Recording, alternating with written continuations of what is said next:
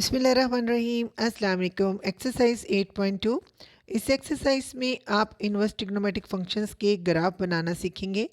Actually इस exercise का main purpose ये है कि आप इनवर्स ट्रिग्नोमेट्रिक फंक्शंस के बिहेवियर को समझ सकें ग्राफिकली, कि ये इंक्रीजिंग फंक्शन है या डिक्रीजिंग है। वन टू वन तो होंगे ही ऑब्वियसली। इसके अलावा हम ये समझेंगे कि अगर ट्रिग्नोमेट्रिक फंक्शंस में कांस्टेंट ऐड या सब्ट्रैक्ट हो रहे हैं तो जो ग्राफ है वो वर्टिकली शिफ्ट करेगा या हॉरिजॉन्टली शिफ्ट करेगा। ये सारी चीज़ें भी आप इसमें ऑब्जर्व करेंगे। और इसके अलावा अगर फंक्शन में ओवरऑल कांस्टेंट ऐड हो रहा हो तब ग्राफ का बिहेवियर क्या होगा, या फिर इनवर्स ट्रिग्नोमेट्रिक फंक्शन के एंगल में कोई कांस्टेंट ऐड या सब्ट्रैक्ट हो रहा है तब फिर उस ग्राफ का बिहेवियर क्या होगा। या फिर ट्रिग्नोमेट्रिक फंक्शंस के एंगल को किसी कांस्टेंट से, जैसे यहाँ पर 2 से मल्टीप्लाई किया है, तो ग्राफ स्ट्रेच होगा या कंप्रेस होगा। ये सारी चीज़ें आप ऑब्जर्व करेंगे। या फिर किसी फंक्शन को आउटसाइड किसी कांस्टेंट नंबर से मल्टीप्लाई किया जाए तब ग्राफ का बिहेवियर क्या होगा। यानी कि horizontal stretch and compress and vertical stretch and compress कब कब होगा, और ये सारी चीज़ें आप ग्राफिकली ऑब्जर्व करेंगे। एनीवे इतनी लंबी डिस्कशन शायद इस वीडियो में ना कर सकूं, क्योंकि कुछ चीज़ें आपके सिलेबस में इंक्लूड नहीं है कि उनको इतनी डिटेल से बताया जा सके। एनीवे जो चीज़ें आपके सिलेबस में हैं, जैसे कि आपकी बुक में पेज नंबर 243 में बहुत इम्पॉर्टेंट इंफॉर्मेशन दी गई है, आप लोगों ने वो ज़रूर पढ़ लेनी है। उससे काफ़ी ज़्यादा एमसीक्यूज़ में आपको हेल्प मिलेगी और ग्राफ के बिहेवियर को समझने में भी आसानी होगी। अभी फ़िलहाल एक्सरसाइज में आपको जस्ट ग्राफ बनाने के बारे में कहा है। जहाँ जहाँ इम्पोर्टेंट इंफॉर्मेशन की ज़रूरत होगी वहाँ वहाँ मैं डिस्कशन ज़रूर करूँगी। क्वेश्चन नंबर 1 को हम इजीली सॉल्व कर लेंगे। कैलकुलेटर की हेल्प से इसका टेबल बना लेंगे और फिर इसका ग्राफ बनाना तो बहुत ही आसान है। अच्छा, सबसे पहले देखिए कि आपको इंटरवल ये वाला दिया है, ठीक है, -1 से 1 तक। आपने x की बस यही वैल्यू लेनी है -1 से 1 तक, ठीक है। तो मैं दरमियान में ज़ीरो से स्टार्ट कर लेती हूँ। 0 से 1 तक मैं इस तरह से ये 4 वैल्यूज़ ले लेती हूँ, 0.25, 0.5, 0.75 एंड 1। और यही वैल्यूज़ मैं नेगेटिव साइड पर भी ले लेती हूँ, क्योंकि हमारा जो इंटरवल है वो -1 से 1 तक है ना। तो जितने पोर्शन मैंने यहाँ पर 1 2 3 4 पोर्शन किए, उतने ही मैंने नेगेटिव साइड पर भी 4 इक्वल पोर्शन कर दिए। अब x की जो हमने वैल्यूज़ ज़्यादा ही ले ली है, अब परेशान ना हो, आप कम भी ले सकते हैं। मैंने ज़्यादा इसलिए ले ली है कि मेरा काम बहुत आसान है। मैंने कैलकुलेटर पे जस्ट ये वाला फंक्शन क्रिएट करना है और ये वाली वैल्यूज़ तो मेरी विदिन सेकेंड्स ही आ जाएंगी। आप लोगों ने भी एग्ज़ाम्स में कैलकुलेटर की ही हेल्प लेनी है, क्योंकि एग्ज़ाम्स में इतना टाइम नहीं होता कि आप वन बाय वन एक एक वैल्यू पुट करते रहें और उसकी वैल्यूज़ फाइंड आउट करके टेबल बनाते रहें। सबसे पहला काम आपने ये करना है कि आपने अपने कैलकुलेटर को रेडियन फॉर्म में कन्वर्ट करना है। उसके लिए आपने सबसे पहले शिफ्ट के बटन को प्रेस करना है और फिर मोड के बटन को प्रेस करना है। यूजुअली आपके कैलकुलेटर पर इस स्क्रीन पर इस तरह से 4 के आगे लिखा होगा रेडियन, तो आपने फिर 4 के बटन को प्रेस करना है तो आपका कैलकुलेटर रेडियन फॉर्म में कन्वर्ट हो जाएगा। लेकिन अगर मैं अपने यहाँ पर मौजूद कैलकुलेटर को शिफ्ट करके मोड को प्रेस करूँ तो मेरे पास इस तरह से वैल्यूज़ आती हैं, तो मैंने इसको ऑलरेडी रेडियन फॉर्म में ही कन्वर्ट किया हुआ है। तो फिर इसके बाद आपने कैलकुलेटर पर ये फंक्शन क्रिएट करना है। सिंपल सा तरीका है, कोई मुश्किल नहीं है, सीख लें, ज़िंदगी आसान हो जाएगी आपकी। सबसे पहले आप शिफ्ट को प्रेस करें और इसके बाद आपने कॉस को प्रेस करना है, तो ऑब्वियसली कॉस इन्वर्स आ जाएगा। और क्योंकि कॉस इन्वर्स के साथ हमने एक्स स्क्वायर लिखना है, तो आपके कैलकुलेटर में भी एक्स स्क्वायर ज़रूर होगा, तो आपने उसको प्रेस करना है। यहाँ पे इस तरह से स्क्रीन पर आ रहा होगा, तो आपने कर्सर को यहाँ एडजस्ट करना है और इस बॉक्स में आपने एक्स बनाना है। तो एक्स बनाने के लिए मैंने बड़ी दफ़ा आपको डिफरेंट एक्सरसाइजेस में बताया है कि आपने सबसे पहले अल्फ़ा के बटन को प्रेस करना है और इसके बाद ये वाला बटन, यानी कि स्मॉल ब्रैकेट वाला बटन होगा आपके कैलकुलेटर पर, आपने उसको प्रेस करना है। तो ये यहाँ पर बॉक्स में एक्स आ जाएगा। अगर तो कैलकुलेटर पर ये वाली ब्रैकेट आपको नज़र आ रही है ऑटोमेटिकली, जैसे मुझे यहाँ पर स्क्रीन पर नज़र आ रही है, तो ठीक है, आपने फिर कुछ भी नहीं करना। लेकिन अगर स्टिल ये ब्रैकेट मिसिंग है तो फिर आपने एक दफ़ा फिर इस वाली ब्रैकेट को प्रेस करके तो यहाँ पर से फंक्शन को कंप्लीट करना है। बस इतना सा काम था। अब मैंने वन बाय वन ये वैल्यूज़ पुट करते जानी है और मेरा पास सबके आंसर्स आते जाएंगे। सबसे पहले हम ज़ीरो से स्टार्ट करते हैं। ईस्ट वाले बटन को प्रेस करें और इसके बाद लिखें ज़ीरो, इक्वालिटी के साइन को फिर इसके बाद आपने प्रेस करना है इक्वालिटी के साइन को। तो वैल्यू आ रही है ये वाली। इसके बाद अगेन इसके लिए मैंने इस वाले कैलकुलेट के बटन को प्रेस करना है और लिखना है 0.25 और फिर इक्वालिटी के बटन को और आंसर आ गया। नेक्स्ट एक्स की इस वैल्यू के लिए अगेन कैलकुलेट, फिर वैल्यू लिखेंगे 0.5 और फिर इक्वालिटी के बटन को। अब चाहे 1.318 लिख लूँ या फिर इसको मैं राउंड ऑफ करके 1.32 भी लिख सकती हूँ और इसको राउंड ऑफ करके 1.51 लिख लेती हूँ। वैसे आप कैलकुलेटर को 2 डेसिमल प्लेसेस या 3 डेसिमल प्लेसेस तक भी फिक्स कर सकते हैं, वो भी मैं आपको नेक्स्ट पार्ट में एक्सप्लेन कर दूँगी। अब 0.75 के लिए उसी तरह से कैलकुलेट के बटन को प्रेस किया, फिर लिखा 0.75, फिर इक्वालिटी के बटन को और ये वैल्यू आ गई। फिर 1 के लिए कैलकुलेट के बटन को, फिर हमने लिखा 1, फिर इक्वालिटी के बटन को, 0 वैल्यू आ गई। अब एक्चुअली है क्या, फंक्शन है कॉस इनवर्स एक्स स्क्वायर। अब क्योंकि स्क्वायर है ना तो नेगेटिव वैल्यूज़ भी इसमें पुट करेंगे तो स्क्वायर की वजह से नेगेटिव पॉजिटिव साइन में कन्वर्ट हो जाएगा। तो हमारे पास ऑटोमेटिकली यही वैल्यूज़ जो है वो यहाँ पर भी आएंगी, लेकिन मैं कैलकुलेटर के ज़रिए प्रूफ करके दिखा देती हूँ। जैसे मैं ये वैल्यू लिखती हूँ तो कैलकुलेट के बटन को प्रेस किया, फिर मैंने लिखा -0.25 -0.25, तो इक्वालिटी के बटन को प्रेस किया, देखिए वही वैल्यू आ गई है 1.508 और इसको 2 डेसिमल प्लेस तक मैं राउंड ऑफ करूं तो 1.51, यही वैल्यू यहाँ पर भी आ गई है। अब -1 से भी देख लेते हैं। कैलकुलेट के बटन को प्रेस करें और लिखें -1, फिर इक्वालिटी का बटन को और देखें 0 ही आया है जैसे यहाँ आया था। इस तरह से टेबल कंप्लीट हो चुका है। अब आपको बताएं ये x की वैल्यू थी और ये f ऑफ x का मतलब है y की वैल्यू है। हम यहाँ पर ग्राफ पर आ जाते हैं। ये देखें एक्स एक्सिस पर मैंने वन बिग बॉक्स जो है वो 0.25 का रखा है और इसी तरह से पॉजिटिव साइड पर भी और नेगेटिव साइड पर भी। लेकिन वाई एक्सिस पर मैंने वन बिग बॉक्स जो है वो 0.5 का रखा है। ठीक है, दोबारा बता रही हूँ, वाई एक्सिस पर वन बिग बॉक्स 0.5 का है, लेकिन एक्स एक्सिस पर वन बिग बॉक्स 0.25 का है, ताकि ग्राफ जो है वो बहुत क्लियर बने।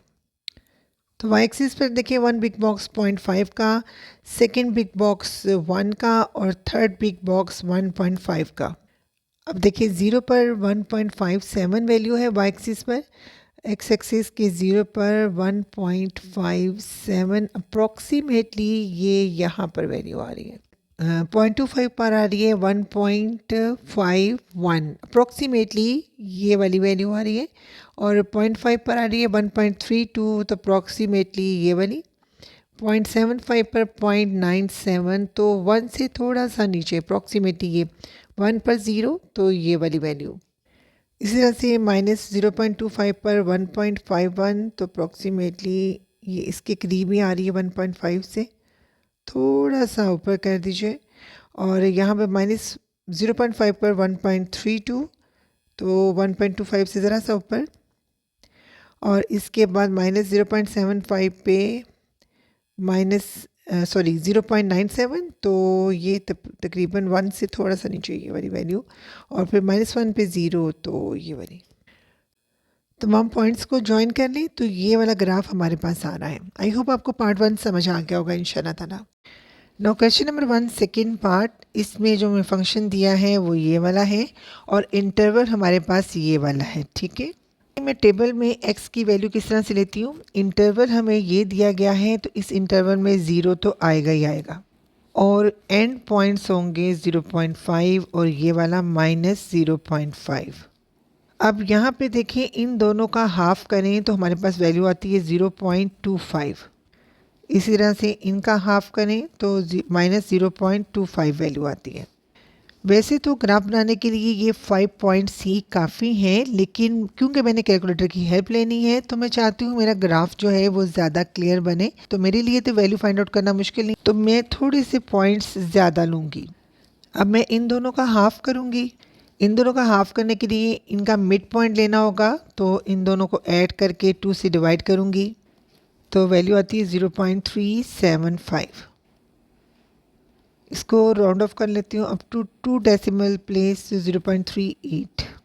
अब इन दोनों का मिड पॉइंट लेती हूँ, दोनों पॉइंट्स को ऐड करके 2 से डिवाइड तो 0.125 वैल्यू आती है। तो मैं इसे राउंड ऑफ करके 13 लिख लेती हूँ। इस साइड पे बस हमने माइनस साइन ही तो लगाने हैं। अब कैलकुलेटर पर मैंने ये वाला फंक्शन क्रिएट करना है, तो सबसे पहले शिफ्ट फिर साइन लिखूँगी। किधर गया ये चीज़ आ जाएगी। तो क्योंकि मैंने पहले 2 लिखना है और इसके बाद मैंने इसके साथ लिखना है x, ठीक है। x लिखने के लिए आपको ये वाला ऑपरेशन हमेशा याद रखना होगा। अल्फ़ा प्रेस किया और फिर ये ब्रैकेट वाला साइन। तो फंक्शन हमारा क्रिएट हो चुका है। सबसे पहले तो हम 0 से स्टार्ट लेते हैं, ठीक है। कैलकुलेट के बटन को प्रेस करें, 0 लिखें, इक्वालिटी 0 ही आ रहा है। फिर कैलकुलेट के बटन को प्रेस करें और ये लिखें और फिर इक्वालिटी के बटन को 0.26। फिर कैलकुलेट के बटन को प्रेस किया और ये लिखा, फिर इक्वालिटी के बटन को 0.52। यहाँ पे मैं आपको याद करा दूँ, मेरा कैलकुलेटर ऑलरेडी रेडियन मोड पर है। अब हमने x की इस वैल्यू से चेक करना है, तो कैलकुलेट के बटन को और फिर ये लिखा 0.38, फिर इक्वालिटी। अब लास्ट वैल्यू के लिए कैलकुलेट के बटन को और फिर हमने लिखना है 0.5 और इक्वालिटी 1.57। ओके, वैसे तो इस साइड पर भी यही वैल्यूज़ आएंगी, इस साइड पर भी बस साथ नेगेटिव साइन आएगा। इवन देन हम इसको कैलकुलेटर से चेक कर लेंगे। सबसे पहले इस वैल्यू का कैलकुलेट का बटन प्रेस करेंगे, फिर -0.13 इक्वालिटी, तो यही आ गया है -0.26। चलिए एक और चेक कर लेते हैं।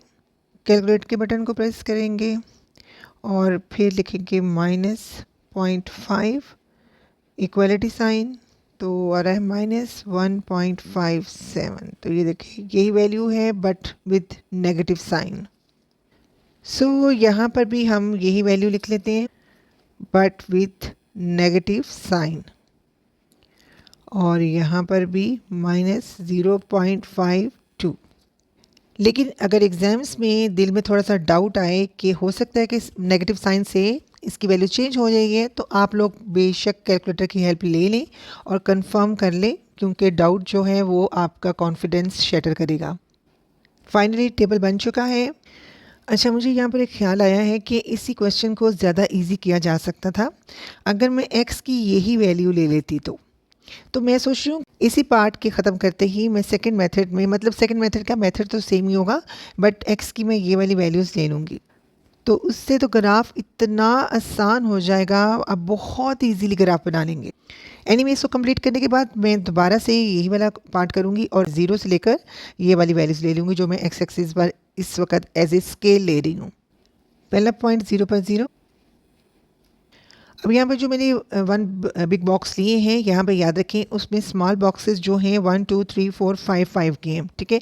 अदरवाइज़ आपके जो ग्राफ पेपर है उस पर स्मॉल बॉक्सेस जो होते हैं वो 10 10 के होते हैं। तो मेरे पास जो ग्राफ है इस वक्त वो थोड़ा सा छोटा समझ लीजिए। आप अपने ग्राफ के अकॉर्डिंगली बना सकते हैं, बल्कि आपके ग्राफ में क्योंकि 1 बिग बॉक्स जो होगा वो 10 स्मॉल बॉक्सेस पर मुश्तमिल होगा, तो वो ईजीली ग्राफ बन जाएगा।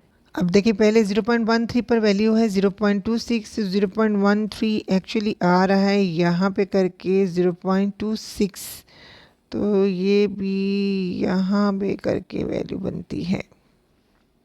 अब 0.25 पर 0.52, तो 0.25 बन रहा है यहाँ पे करके जाके 52, तो यहाँ पे करके वैल्यू बन रही है 0.38 पे 0.86, तो ये वैल्यू अप्रॉक्सीमेटली बन रही है 1 से थोड़ा पीछे यहाँ पे, और 0.5 पर बन रही है 1.57 यहाँ पे करके।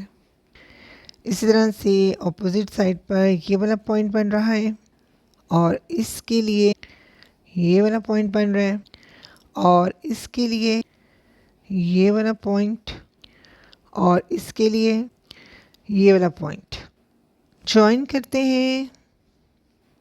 तो फाइनली ये हमारा ग्राफ बन चुका है। अभी आपने कहीं नहीं जाना, क्योंकि मैं यही पार्ट दोबारा करने लगी हूँ और एक्स की वैल्यूज़ लेकर आसान सी और उससे जल्दी जल्दी सॉल्व करूँगी, और विद इन सेकेंड आपको दोबारा से ये बना के दिखाती हूँ। अच्छा देखिए, अभी वही पार्ट है इंटरवल, क्योंकि हमें ये दे दिया गया है। पहले मैंने आपको एक्स की वैल्यूज़ जो हैं मिड पॉइंट से लेनी सिखाई हैं। अब अगर हम इस तरह से वैल्यूज़ ले लें, देखिए एंड पॉइंट्स तो ये है ना हमारे पास, तो हम ले लें 0.1, 0.2, 0.3, 0.4 और फिर ये 0.5, और इसी तरह से इधर नेगेटिव साइन के साथ। तो x की वैल्यूज़ लेना बहुत आसान हो जाएगा, टेबल थोड़ा सा लंबा हो जाएगा, लेकिन हमें क्या मसला है, हमारे पास तो कैलकुलेटर है। देखिए फंक्शन क्रिएट करना तो मैं आपको ऑलरेडी बता चुकी हूँ, तो बस हमने वैल्यूज़ पुट करनी है और हमने इनकी वैल्यूज़ फाइंड आउट कर लेनी है बाय द हेल्प ऑफ। तो फिर उसी प्रोसेस से हम फंक्शन क्रिएट करके इसकी वैल्यू फाइंड आउट करते हैं। सबसे पहले इसकी कैलकुलेट को प्रेस करते हैं 0.1 और इक्वलिटी, ये माइनस साइन के साथ। फिर इस वैल्यू के लिए उसी तरह से कैलकुलेट 0.2 और इक्वलिटी, माइनस के लिए ये वैल्यू। फिर x की इस वैल्यू के लिए कैलकुलेट 0.3 इक्वलिटी साइन, और माइनस के लिए ये। इसके लिए कैलकुलेट 0.4 इक्वलिटी, और माइनस के लिए 0.5 के लिए कैलकुलेट 0.5 इक्वलिटी, और इसके लिए -1.57। फर्स्ट पॉइंट 0 पे 0, फिर 0.1 पे 0.2 है, तो ये अप्रॉक्सीमेटली ये वाला पॉइंट बन रहा है। फिर 0.2 पर 0.4, 0.3 पर अप्रॉक्सीमेटली ये वाला, 0.4 पर 0.9, और 1 से थोड़ा सा नीचे 0.5 पर 1.57, तो 1.5 से थोड़ा सा ऊपर। इसी तरह से नेगेटिव साइड पर ये वाले पॉइंट्स बनेंगे। तो फिर जनाब अप्रॉक्सीमेटली ये उस तरह का ही ग्राफ है, ठीक है। तो ये भी, तो जनाब ये देखें पॉइंट्स को हमने ज्वाइन कर लिया, तो ये फाइनली बिल्कुल वैसा ही ग्राफ बन गया है जैसे हमने पहले बनाया था।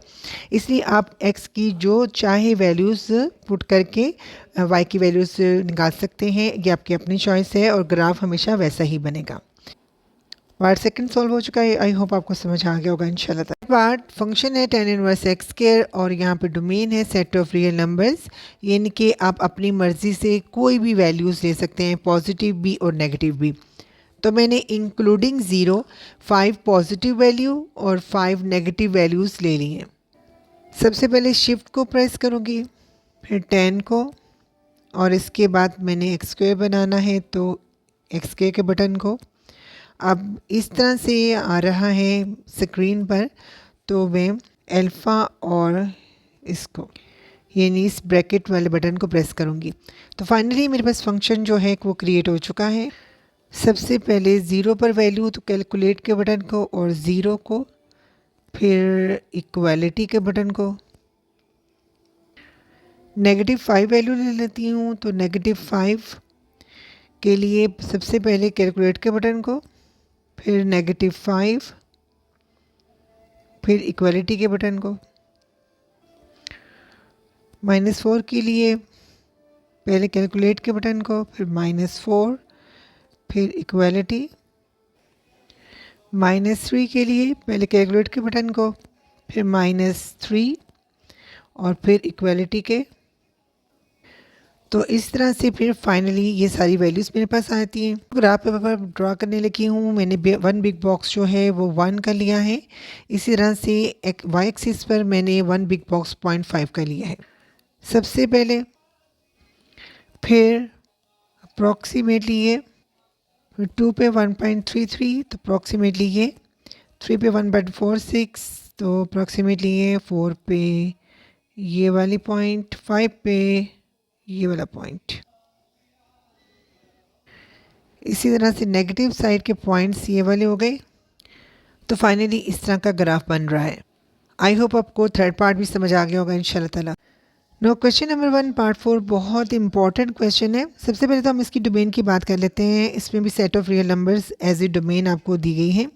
अब यहाँ पर अगर आपको सेट ऑफ रियल नंबर्स यानी किसी भी क्वेश्चन में आपको set of real number as a domain दे दी गई हो, तो आप कोशिश करें कि ज़ीरो और उससे एडजेसेंट पॉजिटिव साइड पर और नेगेटिव साइड पर कुछ कुछ वैल्यूज़ आप ले लें। क्वेश्चन नंबर 1 पार्ट 4 बहुत इंपॉर्टेंट क्वेश्चन है। इसमें आपको जो फंक्शन दिया है वो कॉट इनवर्स का दिया है, लेकिन यहाँ पे एक इशू है कि आप कैलकुलेटर के ज़रिए डायरेक्ट इसकी वैल्यूज़ फाइंड आउट नहीं कर सकते। तो फिर आप क्या करेंगे? तो इसका सलूशन ये है कि हम कॉट इनवर्स को टेन इनवर्स में कन्वर्ट करेंगे। मगर यहाँ पर काफ़ी टीचर एक गलती करते हैं। वो क्या करते हैं कि इस तरह से कॉट इनवर्स को कन्वर्ट करते हैं टेन इनवर्स में, और जो इसका एंगल होता है उसको डिनोमिनेटर में ले जाते हैं, जो कि एब्सोल्युटली रॉन्ग है। क्योंकि इस तरीके से जब आप ग्राफ बनाएंगे तो वो टोटली गलत बनेगा। फिर इसका करेक्ट फार्मूला क्या है मैं अभी आपको बताती हूँ। करेक्ट फार्मूला ये है कि आपने π/2 में से टेन इनवर्स x को सब्ट्रैक्ट करना है। तो अब ये वाली जो चीज़ है ये इसके इक्वल होगी। आप समझ लीजिए सिंपल वर्ड्स में कि आप कॉट इनवर्स x को टेन इनवर्स x में डायरेक्ट कन्वर्ट कर सकते हैं। बस आपने क्या करना है, इसको π/2 में से सब्ट्रैक्ट करना है। और ये जो रूल है सिर्फ कॉट इनवर्स के लिए है। सीकन इनवर्स और कोसिकन इनवर्स के लिए थोड़ी सी आसानी है। आप इसको कॉस इनवर्स 1/x में डायरेक्ट कन्वर्ट कर सकते हैं। बस इसमें क्या करना होगा, आपको एंगल को मतलब एंगल का रेसिप्रोकल लेना होगा। अब यहाँ पर भी देखिए कोसिकन इनवर्स x को साइन इनवर्स में आप डायरेक्ट कन्वर्ट करेंगे। बस जो भी एंगल होगा उसका आपने रेसिप्रोकल लेना होगा, यानी कि अगर x है तो उसको आपने डिनोमिनेटर में ले जाना है। एनीवे आप ये कन्वर्जन जो है ये याद कर लीजिए। ये तीन वो फार्मूलाज आप याद कर लें। अब इस फार्मूला के ज़रिए मैं इसको कन्वर्ट करने लगी हूँ। तो मैं इस तरह से आपको आसानी से समझ जाने के लिए ऐसा कर देती हूँ। मैं इसको डायरेक्ट कन्वर्ट कर रही हूँ टेन इनवर्स x - 2, यानी कि ये एज इट इज़ एंगल वैसे का वैसे ही रहेगा। बस हमने टेन इनवर्स में कन्वर्ट कर दिए। बस चेंज क्या है, आपने इसको π/2 में से सब्ट्रैक्ट करना है एंड दैट्स इट। अब ये वाला फंक्शन और ये वाला फंक्शन इक्वल है। अब हम इसके ज़रिए ग्राफ बनाएंगे और इसके बाद मैं आपको इसका प्रूफ भी at the end of the question दिखाऊंगी। ओके जनाब, अभी हमने ये पूरा फंक्शन जो है वो क्रिएट करना है। सबसे पहले π/2, तो π/2 के लिए सबसे पहले x पे y वाला बटन, और इसके बाद क्योंकि हमने न्यूमिनेटर में पाई लेके आना है ना, तो उसके लिए आपने फिर शिफ्ट को प्रेस करना है और ये वाला जो बटन है प्रेस करना है। न्यूमिनेटर में पाए आ चुके हैं। अब आपने कर्सर को डिनोमिनेटर में एडजस्ट करना है और 2 लिखना है। अब कर्सर को दरमियान में एडजस्ट करके माइनस साइन। अब क्योंकि हमने टेन इनवर्स जो है वो यहाँ पे लिखना है, तो सबसे पहले शिफ्ट के बटन को प्रेस करें और 10 के बटन को। और अब हमने x - 2 लिखना है, तो उसके लिए फिर अल्फ़ा और इसके बाद ये ब्रैकेट वाला, फिर -2 तो ईज़िली लिखा जाएगा। That's it. सबसे पहले ज़ीरो को पुट करूँगी, तो उसके लिए कैलकुलेट को प्रेस करूँगी और फिर ज़ीरो लिखूँगी और फिर इसके बाद इक्वलिटी। फिर 1 के लिए कैलकुलेट और 1, फिर इक्वलिटी। 2 के लिए वही बटन और फिर 2 लिखूँगी और फिर इक्वलिटी को प्रेस करना है। फिर 3 के लिए वही कैलकुलेट के बटन को 3 लिखें और इक्वलिटी, फिर 4, 5, -1, now for -2 कैलकुलेट, -2 इक्वलिटी। इस तरह से करते करते फिर लास्ट -5 के लिए कैलकुलेट के बटन को, फिर -5 और इक्वलिटी को। तो ये अप्रॉक्सीमेटली 3 आ रहा है, तो मैं इसको 3 लिख लेती हूँ। 2.99 मीन 3। अब यहाँ पे x और y की वैल्यूज़ देखें। y में कोई भी नेगेटिव वैल्यू नहीं आई, इस वजह से मैंने जो ग्राफ है फर्स्ट और सेकंड क्वाड्रेंट में ही सारा बनाना है। x एक्सिस पर 1 बिग बॉक्स 1 का है और y एक्सिस पर 1 बिग बॉक्स जो है वो 0.5 का है। सो 0 पर है 2.68, तो ये अप्रॉक्सीमेटली यहाँ पे बन रही वैल्यू। 1 पे है 2.36, ये वाला 2 पे 1.57, 1.57 अप्रॉक्सीमेटली 1.5 से थोड़ा सा ऊपर। 3 पर 0.78, 4 पर है 0.46 और 5 पर 0.32, या -1 पर 2.82, तो अप्रॉक्सीमेटली ये 2.82 ये वाला बन रहा है। -2 पर 2.9, तो ये वाला। -3 पर 2.94, तो थोड़ा सा और ऊपर। -4 पर भी 2.98, तो अप्रॉक्सीमेटली 3 के पास, और -5 पर तो 3 हो ही गया ना। तो ये वाला ग्राफ बन रहा है। अब मैं आपको जो कंफर्मेशन करनी है, यानी कि जो मैंने आपको प्रूफ दिखाना है वो दिखाने लगी हूँ। अब यहाँ देखिए मैं डेस्मॉस पर आ चुकी हूँ। जब कभी भी आपने अपने ग्राफ को कंफर्म करना हो तो आप डेस्मॉस की ऐप पर आ जाएं और वहाँ पर ग्राफ ड्रा करके देखें। अब मैं यहाँ पर लिखती हूँ कॉट इनवर्स x-2, यानी कि वो ओरिजिनल क्वेश्चन जो एक्चुअली हमें सॉल्व करना था और उसका ग्राफ बनाना था। ठीक है, अब आप ये देखें, ये वाला मैंने ग्राफ यहाँ पर शो कर दिया है आपको। ये बिल्कुल सेम ग्राफ है जो हमने एक्चुअली π/2 tan इनवर्स x का बनाया है, यानी कि π/2 - tan इनवर्स x से जो हमारे पास ग्राफ आया है, ये वही ग्राफ है जो एक्चुअली डेस्मॉस की ऐप आपको कॉट इनवर्स x-2 का ग्राफ शो कर रही है। ठीक है, यहाँ पर देख लीजिए। अब मैं यहाँ पर आपको डेस्मॉस की ऐप पर ये वाला ग्राफ π/2 - tan इनवर्स x का ग्राफ बनाती हूँ, वो भी यही बनेगा। अब ये देखिए, इसका ग्राफ मैं डेस्मॉस के ज़रिए आपको दिखाने लगी हूँ। ये देखिए, ये भी वही सेम ग्राफ है जो हमने बनाया है। सो आपको इससे कंफर्म हो चुका होगा कि ये वाला जो फार्मूला है, इसके ज़रिए अगर आप ग्राफ बनाएंगे तो आपका क्वेश्चन बिल्कुल ठीक होगा। अदरवाइज़ आप डायरेक्ट इसका रेसिप्रोकल लेते हैं तो वो गलत हो जाएगा, जैसे कि मैंने आपको इसी क्वेश्चन के स्टार्ट में एक्सप्लेन किया था। आई होप आपको ये क्वेश्चन समझ आ गया होगा। चलिए नेक्स्ट पार्ट पर चलते हैं। नाउ पार्ट 5 में जो डोमेन दी गई है वो ये वाली है। इसका मतलब है -1 और 1 के दरमियान में आपने कोई नंबर नहीं लेना।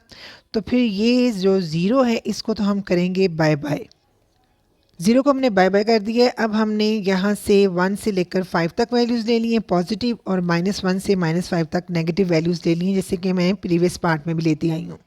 और जैसे कि मैंने प्रीवियस पार्ट में आपको एक्सप्लेन किया है कि हम क्योंकि सीकेंड इनवर्स को सीकेंड इनवर्स और कॉट इनवर्स की वैल्यू डायरेक्ट कैलकुलेटर से फाइंड आउट नहीं कर सकते, तो फिर हम सीकेंड इनवर्स को कन्वर्ट करेंगे कॉस इनवर्स में, और उसके लिए जो एंगल होगा उसका हम रेसिप्रोकल लेंगे। अब यहाँ पर एक्स के है तो उसको हम डिनोमिनेटर में ले जाते हैं, लेकिन यहाँ पर ये वाला रिलेशन जो है वो कॉट इनवर्स में नहीं अप्लाई करना। ये चीज़ मैंने आपको प्रीवियस पार्ट में एक्सप्लेन भी की है। अगर आप लोगों ने प्रीवियस पार्ट मिस किया है तो जाके ज़रूर उसको एक बार देख लीजिए। कैलकुलेटर पर हम ये वाला फंक्शन क्रिएट करने लगे। अब हमने क्योंकि ये वाला फंक्शन क्रिएट करना है, सबसे पहले शिफ्ट को प्रेस करें, फिर कॉस को प्रेस करें। अब क्योंकि हमने 1/x² लिखना है तो फिर हमें x/y वाले बटन को प्रेस करना होगा। न्यूमरेटर में 1 लिखना है। अब कर्सर को यहाँ डिनोमिनेटर में एडजस्ट करें। डिनोमिनेटर में क्योंकि x² लिखना है तो एक्स के वाले बटन को प्रेस करें तो स्क्रीन पर आपके सामने इस तरह से वैल्यू आएगी। अब आपने इस बॉक्स के अंदर एक्स जो है वो लिखना है। उसके लिए सबसे पहले अल्फ़ा को प्रेस करें और इसके बाद आपने इस ब्रैकेट स्मॉल ब्रैकेट वाले बटन को प्रेस करना है। तो ये देखिए फाइनली फंक्शन हमारा क्रिएट हो चुका। तो सबसे पहले आपने कैलकुलेट के बटन को प्रेस करना है और सब वैल्यू हम एक्स की वैल्यू 1 पर फाइंड आउट करते हैं। तो 1 प्रेस करना है, फिर इक्वालिटी के बटन को प्रेस किया तो हमारे पास 0 वैल्यू आ गई। अब एक्स की वैल्यू 2 के लिए अगेन कैलकुलेट वाले बटन को प्रेस करें, फिर इसके बाद आप 2 लिखें। 2 लिखने के बाद आपने इक्वालिटी के बटन को प्रेस करना है। मैं इसे राउंड ऑफ करके 1.32 लिख लेती हूँ। अब x की वैल्यू 3 के लिए उस तरह से कैलकुलेट के बटन को प्रेस करेंगे, 3 लिखेंगे और फिर इक्वालिटी के बटन को, फिर x की वैल्यू 4 के लिए उसी तरह कैलकुलेट के बटन को 4 लिखें और इक्वालिटी के बटन को। अब इस साइड पर भी ये तमाम वैल्यूज़ आएंगी क्योंकि -2 जब x की जगह पे हम -2 पुट करेंगे, ऊपर स्क्वायर लगाएंगे, ऑब्वियसली 4 ही आएगा। इसलिए जो 2 की वैल्यू के साथ आंसर आया वही यहाँ पर भी आएगा। और इसी तरह से -3, -4, -5 की वैल्यूज़ भी वही होंगी जो यहाँ पर आई हैं। टेबल हमारा कंप्लीट हो चुका है। 1 पे वैल्यू 0 है, पहला पॉइंट ये। 2 पर है 1.32 तो अप्रॉक्सीमेटली ये पॉइंट। 3 पर 1.46, 4 पर 1.5 और 5 पर 1.53। तमाम पॉइंट्स को मैं ज्वाइन करती हूँ तो इस तरह से आता है।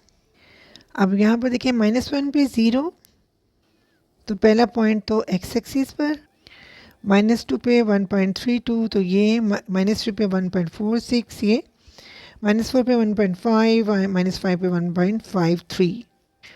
चलिए जी, ये वाला ग्राफ भी बन चुका है। आई होप आपको ये पार्ट समझ आ गया होगा। मैंने वही स्केल रखा है जो मैंने प्रीवियस पार्ट में भी रखा था, एक्स एक्सिस पे 1 बिग बॉक्स 1 का और वाई एक्सिस पे 1 बिग बॉक्स 0.5 का। 6 पार्ट इसमें भी जो डोमेन है उसमें हमें जो वैल्यूज़ दी गई हैं, इसका मतलब है -1 और 1 के दरमियान में हमने कोई भी डिजिट नहीं लेना। तो इस वजह से हम यहाँ पर भी 0 को बाय बाय कह देंगे, 0 को निकाल देंगे। तो फिर 1 और पॉजिटिव इन्फिनिटी तक हमने ये वाली 5 वैल्यूज़ पॉजिटिव ले ली हैं और -1 से -इन्फिनिटी तक ये वाली हमने 5 नेगेटिव वैल्यूज़ ले ली हैं। और यहाँ पे क्योंकि फंक्शन को सेकंड इन्वर्स है तो डायरेक्ट तो हम इसकी वैल्यू कैलकुलेटर से फाइंड आउट नहीं कर सकते, तो फिर आप इसको साइन इन्वर्स में कन्वर्ट करेंगे और जो एंगल है उसका रेसिप्रोकल लेंगे तो -x डिनोमिनेटर में आ जाएगा। अब डिनोमिनेटर में -x लिखें या -1/x लिखें, एक ही बात है। और मैंने आपको बताया है कि ये वाला रिलेशन आपने कॉट इन्वर्स में नहीं अप्लाई करना, इसके लिए आपने पार्ट 4 को ज़रूर जाकर देखना है। क्वेश्चन नंबर 1 पार्ट 4, ये बहुत इंपॉर्टेंट पार्ट है, इसमें मैंने काफ़ी डिस्कशन की है।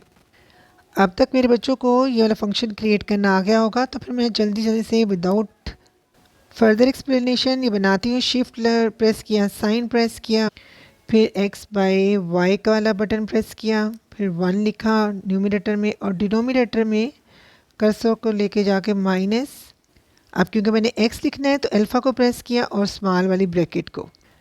तो फंक्शन क्रिएट हो चुका है। सबसे पहले x की वैल्यू 1 पुट करते हैं तो कैलकुलेट 1 इक्वालिटी।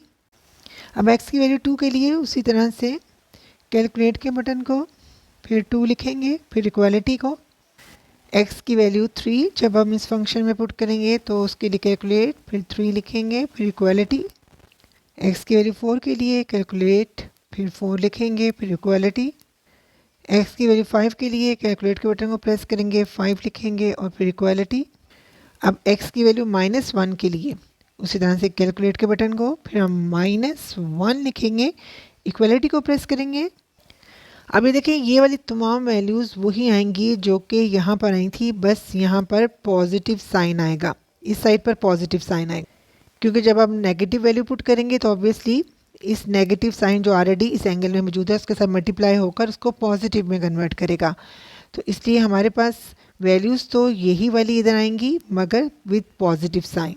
अगर आप अपनी सेटिस्फेक्शन के लिए प्रॉपर तरीके से ये तमाम वैल्यूज़ फाइंड आउट करना चाहते हैं तो आप कर सकते हैं। एनीवे टेबल हमारा कंप्लीट हो चुका है।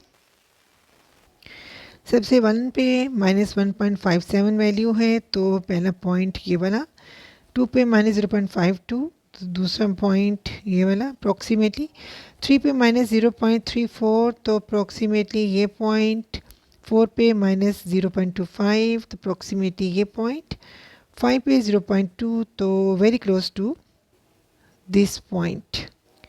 तो तमाम पॉइंट्स को ज्वाइन करें तो इस तरह ग्राफ बन रहा है। अब इन पॉइंट्स को हम -1 पे 1.57, तो अप्रॉक्सीमेटली ये वाला पॉइंट। -2 पर 0.52, तो ये वाला। -3 पे 0.34, तो अप्रॉक्सीमेटली ये वाला। और -4 पे 0.25, तो अप्रॉक्सीमेटली ये वाला। और -5 पे 0.2, तो ये वाला। तो जनाब इस तरह ग्राफ हमारा बन गया है। आई होप आपको ये वाला पार्ट भी समझ आ गया होगा इंशाल्लाह ताला। Now part 7। अभी तक मेरे बच्चे क्योंकि कैलकुलेटर के ज़रिए फ़ंक्शन को बनाने में प्रो हो चुके होंगे, मैं अपने जीनियर स्टूडेंट्स को दोबारा ये नहीं बताऊंगी कि कैसे फ़ंक्शन बनाया है, क्योंकि मैंने प्रीवियस तमाम पार्ट्स में ये सिखा दिया आपको। अब क्योंकि इंटरवल ये वाला था, तो मैंने ये सारे पॉइंट्स ले लिए कैलकुलेटर की हेल्प से। इन पॉइंट्स की वैल्यू फाइंड आउट करना बहुत ही आसान है। तो मैं अब कैलकुलेट करने लगी हूँ। सबसे पहले 0 पर, तो कैलकुलेट का बटन प्रेस करूँगी 0, फिर इक्वालिटी, तो ये वैल्यू आ रही है। फिर पॉइंट 1 पर कैलकुलेट पॉइंट 1 इक्वालिटी।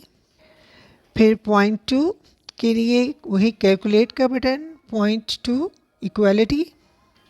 पॉइंट 3 के लिए कैलकुलेट पॉइंट 3 इक्वालिटी। पॉइंट 4 के लिए calculate point 4 equality. Round of कर लिया मैंने। पॉइंट 5 के लिए वही कैलकुलेट का बटन, पॉइंट 5 और फिर इक्वालिटी। फिर -0.1 कैलकुलेट -0.1 और इक्वालिटी। फिर -0.2 के लिए कैलकुलेट -0.2 इक्वालिटी। अब यहाँ पर देखिए, यहाँ पे इसकी वैल्यू डिफरेंट आ रही है और इसकी वैल्यू डिफरेंट आ रही है। अब हम लेते हैं -0.3, तो कैलकुलेट -0.3 इक्वालिटी। राउंड ऑफ कर दिया मैंने। अब -0.4 के लिए वही कैलकुलेट वाला बटन, -0.4 और इक्वालिटी। अब -0.5 के लिए कैलकुलेट का बटन, -0.5 और इक्वालिटी। यहाँ पर तो ज़ीरो वैल्यू आ रही है, दोबारा मैं चेक कर लेती हूँ। कैलकुलेट -0.5, हाँ जी, ज़ीरो ही आ रही है। सबसे पहले यहाँ से ड्रा करना शुरू करते हैं। -0.5 पर 0, तो ये एक्स एक्सिस पर होगा। -0.4 पर 0.6, तो ये वाला पॉइंट। -0.3 पर 0.93, तो ये वाला। -0.2 पर 1.16, तो ये वाला पॉइंट। और -0.1 पर 1.36, तो ये वाला। और 0 पर है 1.57, तो ये तकरीबन ये ज़रा सा ऊंचा। 0.1 पर 1.77, तो ये वाला। 0.2 पर 1.98, तो ये वाला। 0.3 पर 2.21, तो ये वाला। 0.4 पर 2.5, ये वाला। 0.5 पर 3.14, तो ये वाला। तो इस तरह का ग्राफ बन रहा है। आई होप आपको ये वाला पार्ट भी समझ आ गया होगा इंशाल्लाह ताला। नाउ पार्ट 8 में मैंने एक्स एक्सिस की वही वैल्यूज़ लिए हैं, एक्स पर वही पॉइंट्स लिए हैं जो मैंने पार्ट 1 में लिए थे। पार्ट 1 में मैंने जिस तरह से आपको ये पॉइंट लेने सिखाए थे, आई होप आप लोगों को याद होंगे और पार्ट 1 में आपने अच्छी तरह से सीख लिए होंगे। कैलकुलेटर पर सबसे पहले हम ये वाला फंक्शन क्रिएट करते हैं। सबसे पहले शिफ्ट फिर साइन को प्रेस करते हैं, फिर माइनस साइन लगाते हैं। अब क्योंकि हमने x लिखना है, तो अल्फ़ा के बटन को प्रेस करते हैं और इस ब्रैकेट वाले बटन को प्रेस करते हैं। सबसे पहले x की वैल्यू 0 लेते हैं, तो कैलकुलेट के बटन को प्रेस करके 0 लिखें और इक्वालिटी, तो ये तो 0 ही आ गया। फिर 0.25 के लिए कैलकुलेट 0.25 और इक्वालिटी। 0.5 के लिए कैलकुलेट 0.5 इक्वालिटी। 0.75 के लिए कैलकुलेट 0.75 और इक्वालिटी। राउंड ऑफ करके मैंने ये लिख लिया है। अब 1 के लिए कैलकुलेट और फिर 1 को प्रेस करें, फिर इक्वालिटी को। -0.25 के लिए कैलकुलेट और फिर -0.25 इक्वालिटी। -0.5 के लिए फिर कैलकुलेट के बटन को प्रेस किया, -0.5 इक्वलिटी की वैल्यू -0.75 के लिए कैलकुलेट -0.75 इक्वलिटी के बटन को प्रेस करें तो ये वैल्यू आती है। अब -1 के लिए फिर उसी तरह से कैलकुलेट के बटन को प्रेस करें, -1 लिखें और फिर इक्वलिटी के बटन को प्रेस करें तो ये वैल्यू आती है। एक्स एक्सिस पर वन बिग बॉक्स 0.25 का है और वाई एक्सिस पर वन बिग बॉक्स जो है 0.5 का है। 0 पर 0 तो ये ओरिजिन, 0.25 पर -0.25 तो ये वाला पॉइंट, 0.5 पर -0.5 ये वाला पॉइंट, 0.75 पर -0.85 ये वाला, 1 पर -1.57 अप्रॉक्सीमेटली ये वाला पॉइंट, फिर -0.25 पर 2.5 और फिर ये वाला पॉइंट और -0.5 पर 0.52 तो अप्रॉक्सीमेटली ये, 0.75 पर 0.85 तो अप्रॉक्सीमेटली ये और -1 पर 1.57 अप्रॉक्सीमेटली ये। तो जनाब ये वाला बन रहा है ग्राफ। आई होप आपको ये वाला पार्ट भी समझ आ गया होगा इंशाल्लाह ताला। नाउ नाइन पार्ट में भी हमें क्योंकि domain set of real numbers दे दी गई हैं तो थर्ड पार्ट की तरह मैंने इंक्लूडिंग 0 5 पॉजिटिव वैल्यू ले ली हैं और 5 नेगेटिव वैल्यूज़ ले ली हैं। आप इससे कम और इससे ज़्यादा भी ले सकते हैं, लेकिन क्योंकि हमने कैलकुलेटर से वैल्यूज़ फाइंड आउट करनी है तो इसलिए हमें कोई मुश्किल पेश नहीं आती। आप लोग कैलकुलेटर से वैल्यूज़ फाइंड आउट कर लें तो इसी तरह से वैल्यूज़ आ जाएंगी। जैसे मैंने प्रीवियस पार्ट में आपको फंक्शन क्रिएट करना और कैलकुलेटर से वैल्यूज़ फाइंड आउट करना सिखाया है, उसी तरीके से मैंने ये वैल्यूज़ फाइंड आउट कर ली हैं। अब हम ग्राफ पेपर पर वैल्यूज़ ड्रॉ करना शुरू करते हैं। अब यहाँ से स्टार्ट कर देते हैं। 5 पर 1.51 है तो अप्रॉक्सीमेटली ये, 4 पर 1.49 तो अप्रॉक्सीमेटली ये, 3 पर 1.47 तो तकरीबन यही वैल्यूज़ ही आ रही हैं। थोड़ा सा पॉइंट ज़्यादा ऊपर है और ये ज़रा सा पॉइंट नीचे है। 2 पर 1.43 तो ये ज़रा सा नीचे है। फिर 1.1.32 तो 1 पर 1.32 है ये।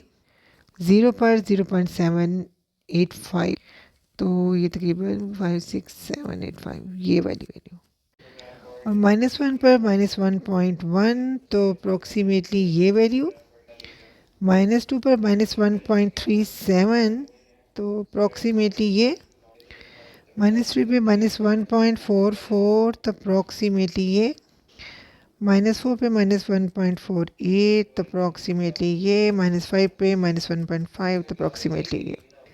तो फाइनली इस तरह का ग्राफ हमारे पास बन रहा है। होप आपको क्वेश्चन समझ आ गया होगा इंशाल्लाह। नो टेंथ पार्ट में फंक्शन ये वाला दिया है और हमें डोमेन ये वाली दी गई है।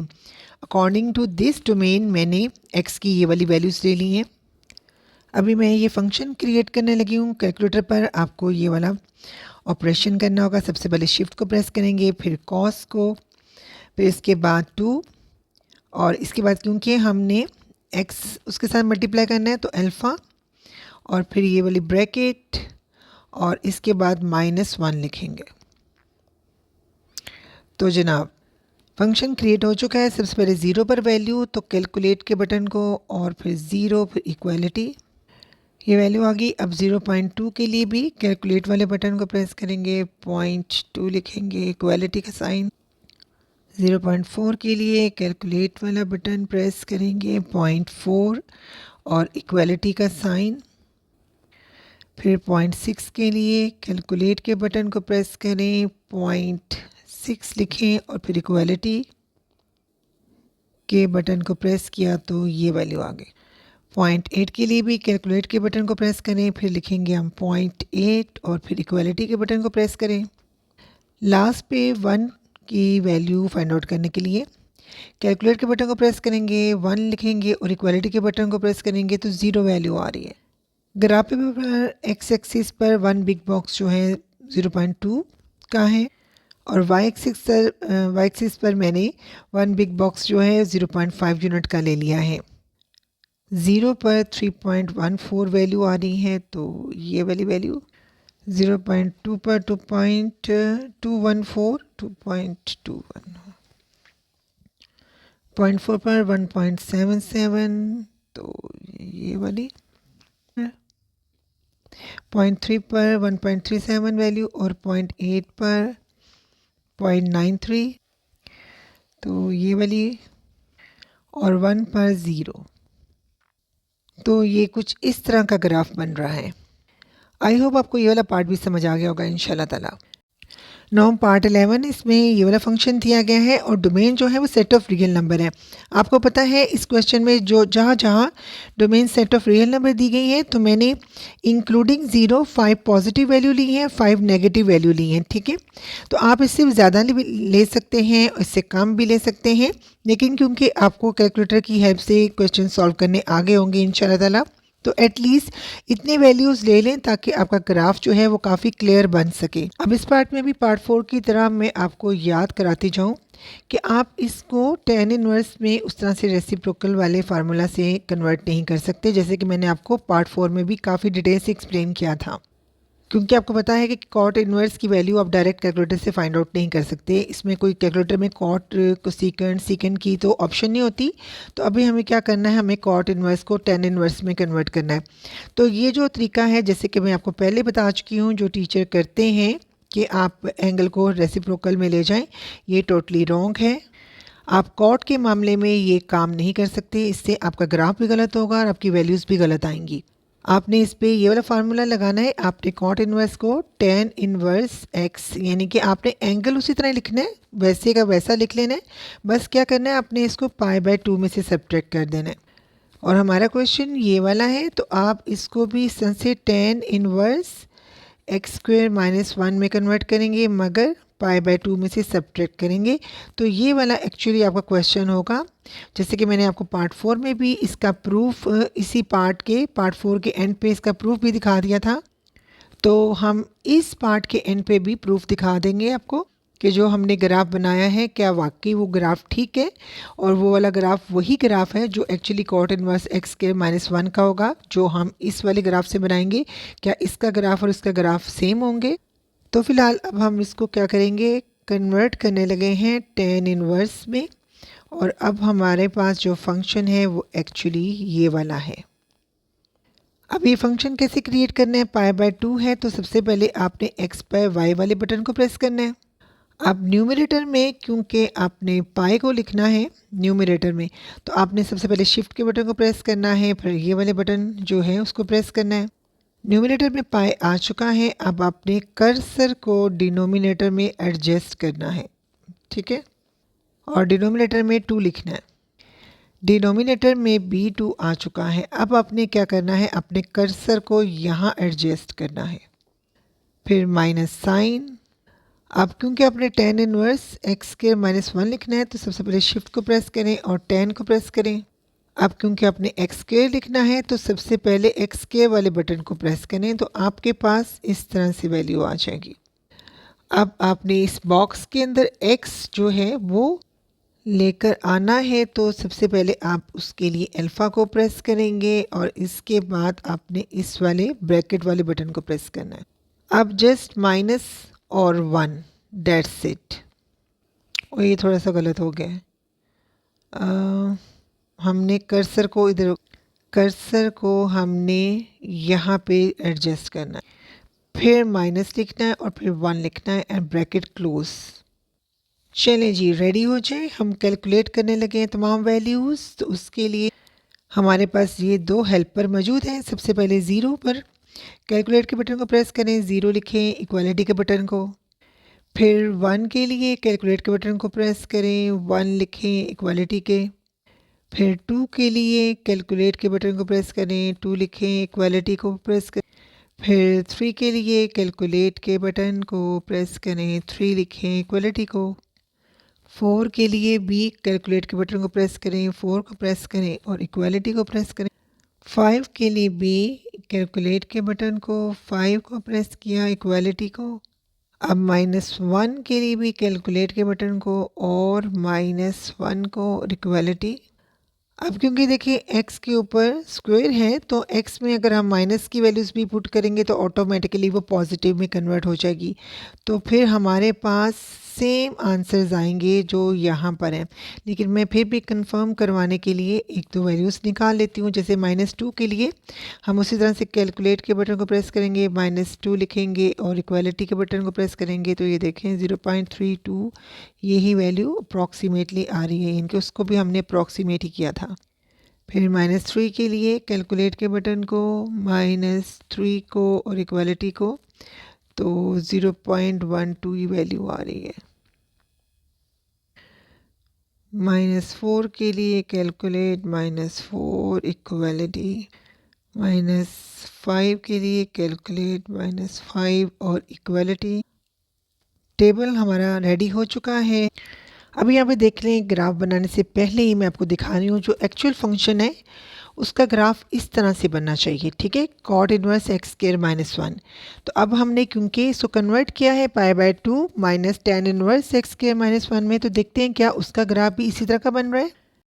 ग्राफ पेपर पर वैल्यूज ड्रॉ करते हैं। 0 पर है 2.35 तो ये वाली वैल्यू, 1 पर है 1.57 तो ये वाली, 2 पर है 0.32 ये वाली, 3 पर है 0.12 और 4 पर है 0.06, यानी कि अप्रॉक्सीमेटली एक्स एक्सिस को टच करते हुए 5 पर 0.04, यानी कि एक्स एक्सिस के ऊपर तो नहीं मगर थोड़ा सा उसको टच कर रही है, यानी very close to x axis ये वाला पॉइंट आ रहा है।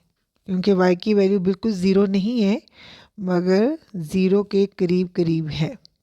अब यहाँ पर देखते हैं -1 पर 1.57 तो ये वाली वैल्यू, फिर -2 पर 0.32 ये वाली, -3 पर 0.12 तो ये वाली, -4 पर 0.06 तो ये, और -5 पर 0.04।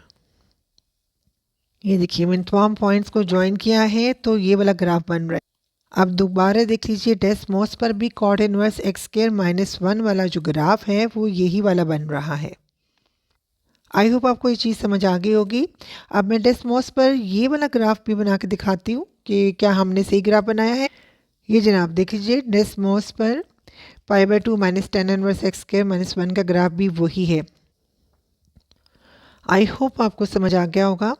क्वेश्चन नंबर 2 को स्टार्ट करने से पहले मैं आपको एक चीज़ क्लियर कर दूं कि मैंने क्वेश्चन नंबर 1 में आपको टेबल बनाना, यानी कि किस तरह से गिवन इंटरवल के अकॉर्डिंगली आप एक्स एक्सिस पर कितने गैप के साथ वैल्यूज़ ले सकते हैं, ये सारी चीज़ें सिखा दी हैं, टिप्स एंड ट्रिक्स सिखा दी हैं। इसके अलावा आपको कैलकुलेटर से वैल्यू लेने वाली स्किल्स भी सिखा दी हैं।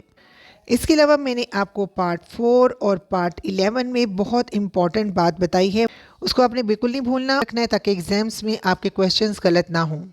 अभी क्वेश्चन नंबर 2 में मैं आपको प्रॉपर तरीके से उस तरह से कैलकुलेटर से वैल्यूज़ लेना और उस तरह से टेबल किस तरह से बनाना है वो चीज़ें उतना फोकस तरीके से नहीं बताऊंगी, लेकिन यहाँ पर मैं आपको एक्चुअल कॉन्सेप्ट देने वाली हूँ।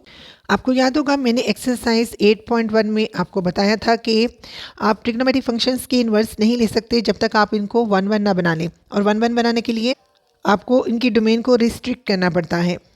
और ये काफ़ी जो इंपॉर्टेंट बातें हैं मैंने एक्सरसाइज 8.1 में काफ़ी डिटेल से बताई हैं। अगर आप लोगों ने वो एक्सरसाइज मिस की है तो आप लोगों ने ज़रूर जाके देखनी है। क्यों अब क्वेश्चन नंबर 2 में मैं आपको ये थोड़ा सा एक्सप्लेन कर दूं और कॉन्सेप्ट दे दूं कि जब आप लोग ग्राफ बनाएंगे और आपको ट्रिग्नोमेट्रिक फंक्शंस दिए गए होंगे, इन फंक्शंस के साथ जो आप लोगों को इंटरवल दिए गए होंगे, ये ज़रूरी नहीं कि ये इन्वर्स ट्रिग्नोमेट्रिक फंक्शन की प्रिंसिपल डोमेन हो। अब आपको दोबारा से याद कराती जाऊँ कि प्रिंसिपल डोमेन क्या होती है, यानी कि वो वाला इंटरवल जिसमें इन्वर्स ट्रिग्नोमेट्रिक फंक्शन जो हैं वो डिफाइन भी हो और 1-1 भी हो। अब यहाँ पे डिफाइन का मतलब क्या है, ये वर्ड मैंने यहाँ पे डेलिबरेटली यूज़ किया है। आई नो काफ़ी सारे बच्चे जो हैं वो डिफाइन वर्ड को पसंद नहीं करते, वो समझते पता नहीं क्या चीज़ है। यहाँ पर मैं आपको बताती हूँ डिफाइन का मतलब ये है कि जब हम फॉर एग्जाम्पल मैं ये स्पेशली वर्ड जो है सेकंड पार्ट के लिए इस्तेमाल कर रही हूँ, क्योंकि यहाँ पे जो इंटरवल दिया है ना, जैसे इंटरवल तो उन्होंने ये वाला दिया है, इस इंटरवल में 0 भी आता है, 0.5 भी आता है, -0.5 भी आता है। 0 पर तो फंक्शन जो है वो इन्फिनिटी बन जाता है, लेकिन इन 2 पॉइंट्स पर अनडिफाइंड हो जाता है, यानी कि फंक्शन ही एग्जिस्ट नहीं करता। उसकी रीज़न ये है कि ये प्रिंसिपल डोमेन नहीं है, ठीक है। अब इसकी प्रिंसिपल डोमेन अगर होती तो प्रिंसिपल डोमेन के अंदर ये फंक्शन कभी भी अनडिफाइंड नहीं होता।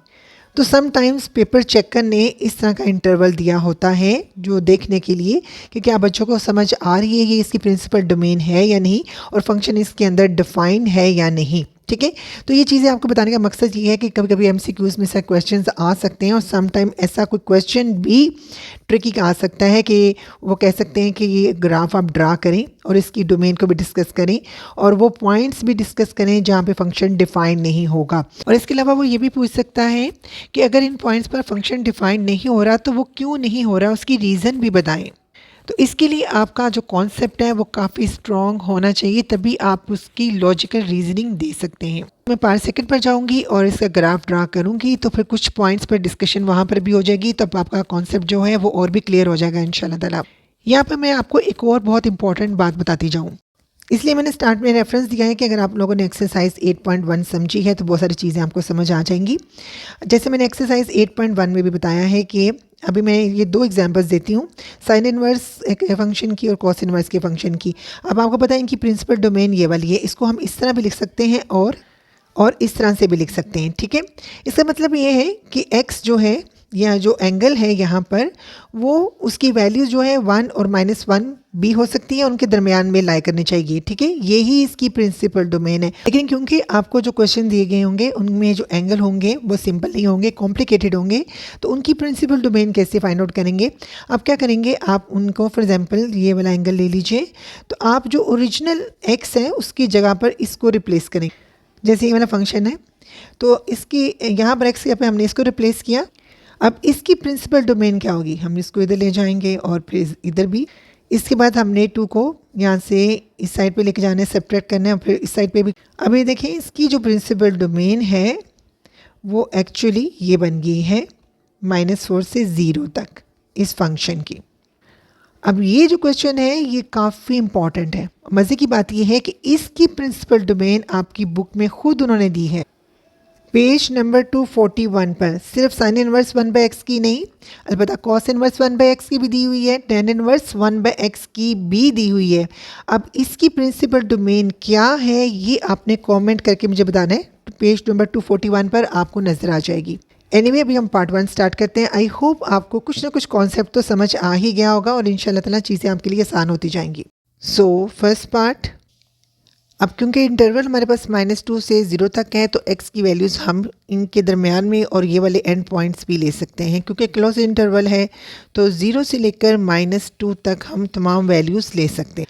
अब मैं इसमें 0.25 के डिफरेंस से सब वैल्यूज़ ले रही हूँ, ठीक है। क्योंकि माइनस के साथ है तो साथ साथ हम माइनस लगाते जाएंगे।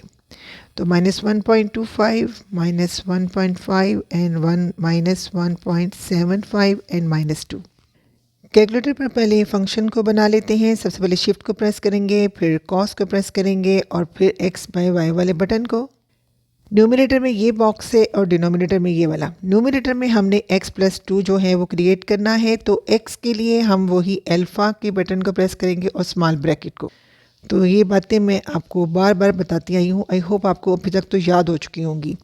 फिर हमने +2 करना है। अब डिनोमिनेटर में कर्सर को आप एडजस्ट कर लीजिए और डिनोमिनेटर में आप 2 लिख लें।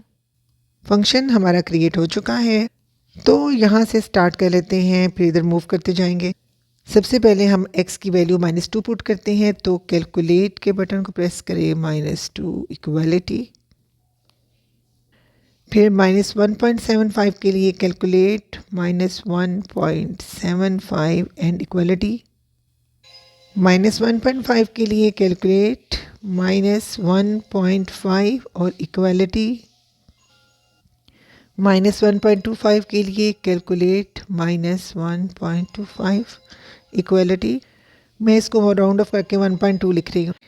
टेबल हमारा कंप्लीट हो चुका है जी। सेकेंड क्वाड्रेंट में मैंने ग्राफ बनाना है, क्योंकि मेरे पास वैल्यू जो है वो 0 से -2 तक है। मैंने सेकंड क्वाड्रेंट को यहाँ पर चूज़ कर लिया है ताकि मैं एक्स एक्सिस पर ये नेगेटिव वैल्यूज़ ले सकूँ 0 से लेकर -2 तक, और वाई एक्सिस पर भी वन बिग बॉक्स मैंने 0.25 कर लिया है ताकि इजीली जो ग्राफ है वो ड्रा हो जाए, और एक्स एक्सिस पर भी वन बिग बॉक्स मैंने -0.25 का, यानी कि 0.25 का ही मैंने जो स्केल है दोनों तरफ लिया है, वाई एक्सिस पर भी और एक्स एक्सिस पर भी। तो सबसे पहले 0 पर 0, तो ये वाला ओरिजिन से हम स्टार्ट कर लेते हैं। -0.25 पे 0.5, -0.5 पे 0.7, तो अप्रॉक्सीमेटली यहाँ 0.75 पे 0.9, तो अप्रॉक्सीमेटली यहाँ -1 पे 1.05, तो अप्रॉक्सीमेटली ये 1 के करीब ही है।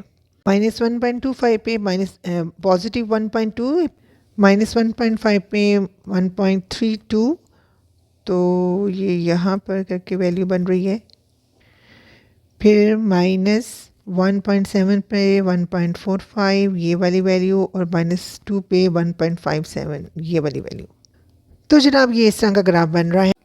अब यहाँ पे छोटी सी डिस्कशन कर लेते हैं। जैसे कि इस पार्ट से पहले हमने इस फंक्शन की प्रिंसिपल डोमेन फाइंड आउट की थी, जो कि ये वाली आई थी। अब यहाँ पे देखिए ये जो फंक्शन है इसका ग्राफ कॉन्टिन्यूस है, कहीं से भी ब्रेक नहीं हो रहा। इसका मतलब है कि ये जो फंक्शन है वो इस इंटरवल में डिफाइंड है, ठीक है। इस वजह से क्योंकि ये जो इंटरवल है ये छोटा है और इसकी प्रिंसिपल डोमेन जो थी वो बड़ी थी, तो इसका मतलब है ऑटोमेटिकली ये जो इंटरवल है ये इस प्रिंसिपल डोमेन के अंदर ही लाई कर रहा है। ये इंटरवल छोटा है जबकि प्रिंसिपल डोमेन एक्चुअली बड़ी थी, तो इस वजह से ये जो इसका ग्राफ है, ये फंक्शन जो है वो कॉन्टिन्यूस है और कहीं भी ये अनडिफाइंड नहीं हो रहा। आई होप आप मेरा पॉइंट समझ गए होंगे इंशाल्लाह। सेकेंड पार्ट, आप देखिए इसमें जो फंक्शन दिया है उसके लिए इंटरवल उन्होंने ये दे दिया है। अब इस इंटरवल के अकॉर्डिंगली मैंने ये वाली वैल्यूज़ ले ली हैं +2 से -2 तक। अब मैं यहाँ पर आपको कैलकुलेटर पर फंक्शन क्रिएट करना नहीं सिखाऊंगी, क्योंकि मैं आपको एक्सरसाइज 8.2 के क्वेश्चन नंबर 1 में, एक्सरसाइज 10.1 और 10.2 इन तमाम एक्सरसाइजेस में कैलकुलेटर पर फंक्शन क्रिएट करने का प्रोसेस सिखा चुकी हूँ। अब मैं इस पार्ट और इससे ऑनवर्ड जितने भी पार्ट हैं उसमें सिर्फ डिस्कशन करूँगी और आपको टेबल की वैल्यूज़ दिखाऊंगी। सबसे पहले 0 पर देखते हैं, तो कैलकुलेट के बटन को प्रेस करेंगे, 0 लिखेंगे तो देखें कॉम्प्लेक्स इन्फिनिटी आ गया। अब हम 0.5 पर देखते हैं, कैलकुलेट के बटन को प्रेस किया, 0.5 लिखा, इक्वालिटी। तो अब यहाँ पर देखिए एक्चुअली इसका मतलब है कि ये जो आंसर नज़र आपको आ रहा है ये आयोटा की फॉर्म में है। इसका मतलब है फंक्शन एग्जिस्ट नहीं कर रहा है। यहाँ पर 0.5 पर जो है वो फंक्शन अनडिफाइंड है। इस कैलकुलेटर पे तो इस तरह से इन्होंने आयोटा की फॉर्म में देकर ये शो कर दिया कि फंक्शन अनडिफाइंड है। अब हम देख लेते हैं -0.5 पर क्या वैल्यू शो कर रहा है। उसी तरह से कैलकुलेट के बटन को प्रेस किया, -0.5 इज इक्वल टू, वही देखिए आयोटा की फॉर्म में वैल्यूज़ आ रही है। इसका मतलब एक फंक्शन यहाँ पर अनडिफाइंड है। अब फर्दर वैल्यूज़ फाइंड आउट करने से पहले हम यहाँ पर डिस्कशन कर लेते हैं। बहुत इंपॉर्टेंट डिस्कशन है, अगर आप लोगों ने मेरी बातें ध्यान से नहीं सुनी तो आप मज़ीद कंफ्यूज भी हो सकते हैं, इसलिए मेरी बातें आपने बहुत ध्यान से सुनी है। देखिए यहाँ पर आपको डिफरेंट फंक्शंस नज़र आ रहे हैं, ठीक है, इनके एंगल्स भी डिफरेंट है, ठीक है। और मैंने इस वीडियो के स्टार्ट में मैंने इसकी प्रिंसिपल डोमेन लेके भी दिखाई है, यानी कि cos इनवर्स x+2/2 की प्रिंसिपल डोमेन क्या आई थी। आपको याद होगा हमने इंट्रोडक्शन में ये वाली फाइंड आउट की थी, वो ये आई थी। तो एक्चुअली इस फंक्शन की प्रिंसिपल डोमेन ये वाली है। इस तरह से इस फंक्शन की प्रिंसिपल डोमेन और है। अच्छा अभी आप यहाँ पे गौर से सुने, मैंने इसकी प्रिंसिपल डोमेन कैसे फाइंड आउट की थी, ठीक है। मैंने क्या किया था, मैंने यहाँ पर x की जगह पर इस x+2/2 को रखा था, ठीक है। फाइनली सॉल्व किया तो मेरे पास प्रिंसिपल डोमेन इसकी ये वाली आ गई थी, ठीक है। ये रेफरेंस देना ज़रूरी है। तो एक्चुअली इस तरीके से तो हमने इस वाले फंक्शन की प्रिंसिपल डोमेन फाइंड आउट कर ली थी। हुआ क्या था, हुआ ये था कि हमने इस जगह पर इस फंक्शन को रखा था, यानी कि हम x की जो भी वैल्यू इसमें पुट करें, इसको सॉल्व करें, तो उसका जवाब -1 और 1 के दरमियान में आना चाहिए। इस चीज़ का मतलब ये है। इसी तरह से साइन इनवर्स x की ये जो बेसिक फंक्शन है इसकी प्रिंसिपल डोमेन ये वाली है। अब क्योंकि हमारे पास फंक्शन ये है, इसका एंगल ये है 1/x, तो हम x की जगह पर यहाँ पर 1/x लिखेंगे। अभी मैं आपको ये नहीं बता रही कि इसकी प्रिंसिपल डोमेन क्या है। इसकी प्रिंसिपल डोमेन तो मैंने आपसे कहा आप खुद मुझे बताएंगे कमेंट करके। अभी मैं आपको इसकी प्रिंसिपल डोमेन नहीं बता रही, मैं आपको ये बता रही हूँ कि अगर मैं साइन इनवर्स एक्स की जो बेसिक फंक्शन है उसकी प्रिंसिपल डोमेन को देखूं तो वो तो 1 और -1 के दरमियान में है। असल में ये एक रूल है, ठीक है। इसके अकॉर्डिंगली इस x को रिप्लेस कर रहा है ये वाला एंगल। अब जो भी यहाँ पर मैं x की वैल्यू पुट करूँगी उसको सॉल्व करूँगी तो उसका जवाब -1 और 1 के दरमियान में ही आना चाहिए। आई होप आप मेरी बात समझ रहे हैं। अब यहाँ पे जैसे मैं अगर 0 पुट करती हूँ तो ऑब्वियसली वो तो इन्फिनिटी बन जाएगा, तो ये वाली चीज़ हो जाएगी, ठीक है। अब मैं यहाँ पर अगर 0.5 पुट करती हूँ, इसको सॉल्व करती हूँ, 5 1 5 5 2 10, 2 आ जाता है। अब ये देखें 2 तो इसमें है ही नहीं, -1 और 1 के दरमियान में 2 नहीं आता, इस वजह से ये वाला फंक्शन यहाँ पर अनडिफाइंड। इसी तरह से ये भी अनडिफाइंड है। अब फॉर एग्जांपल मैं ये 2 पुट करती हूँ, 1/x है ना, x की जगह पे मैं अब 2 पुट करती हूँ, इसको सॉल्व करती हूँ, मेरे पास वैल्यू आती है 0.5। अब देखिए जो इसको सॉल्व करने के बाद आंसर आया 0.5 तो -1 और 1 के दरमियान में है, इस वजह से फंक्शन इन पर डिफाइंड हो जाता है। ये एक दूसरा तरीका है चेक करने का। या फिर अगर आप ये सारा प्रोसेस नहीं करना चाहते तो फिर आप डायरेक्ट इसकी प्रिंसिपल डोमेन देखें, इस फंक्शन की प्रिंसिपल डोमेन देखें, ठीक है। फिर आप देखें कि क्या उसमें ये वाली वैल्यूज़ आ रही हैं, फिर आपको डायरेक्ट पता होना चाहिए कि इस फंक्शन की प्रिंसिपल डोमेन क्या है, फिर उसके अकॉर्डिंगली आप ये देख सकती हैं। आई होप में आपको ये सारी चीज़ें समझ आ चुकी होंगी।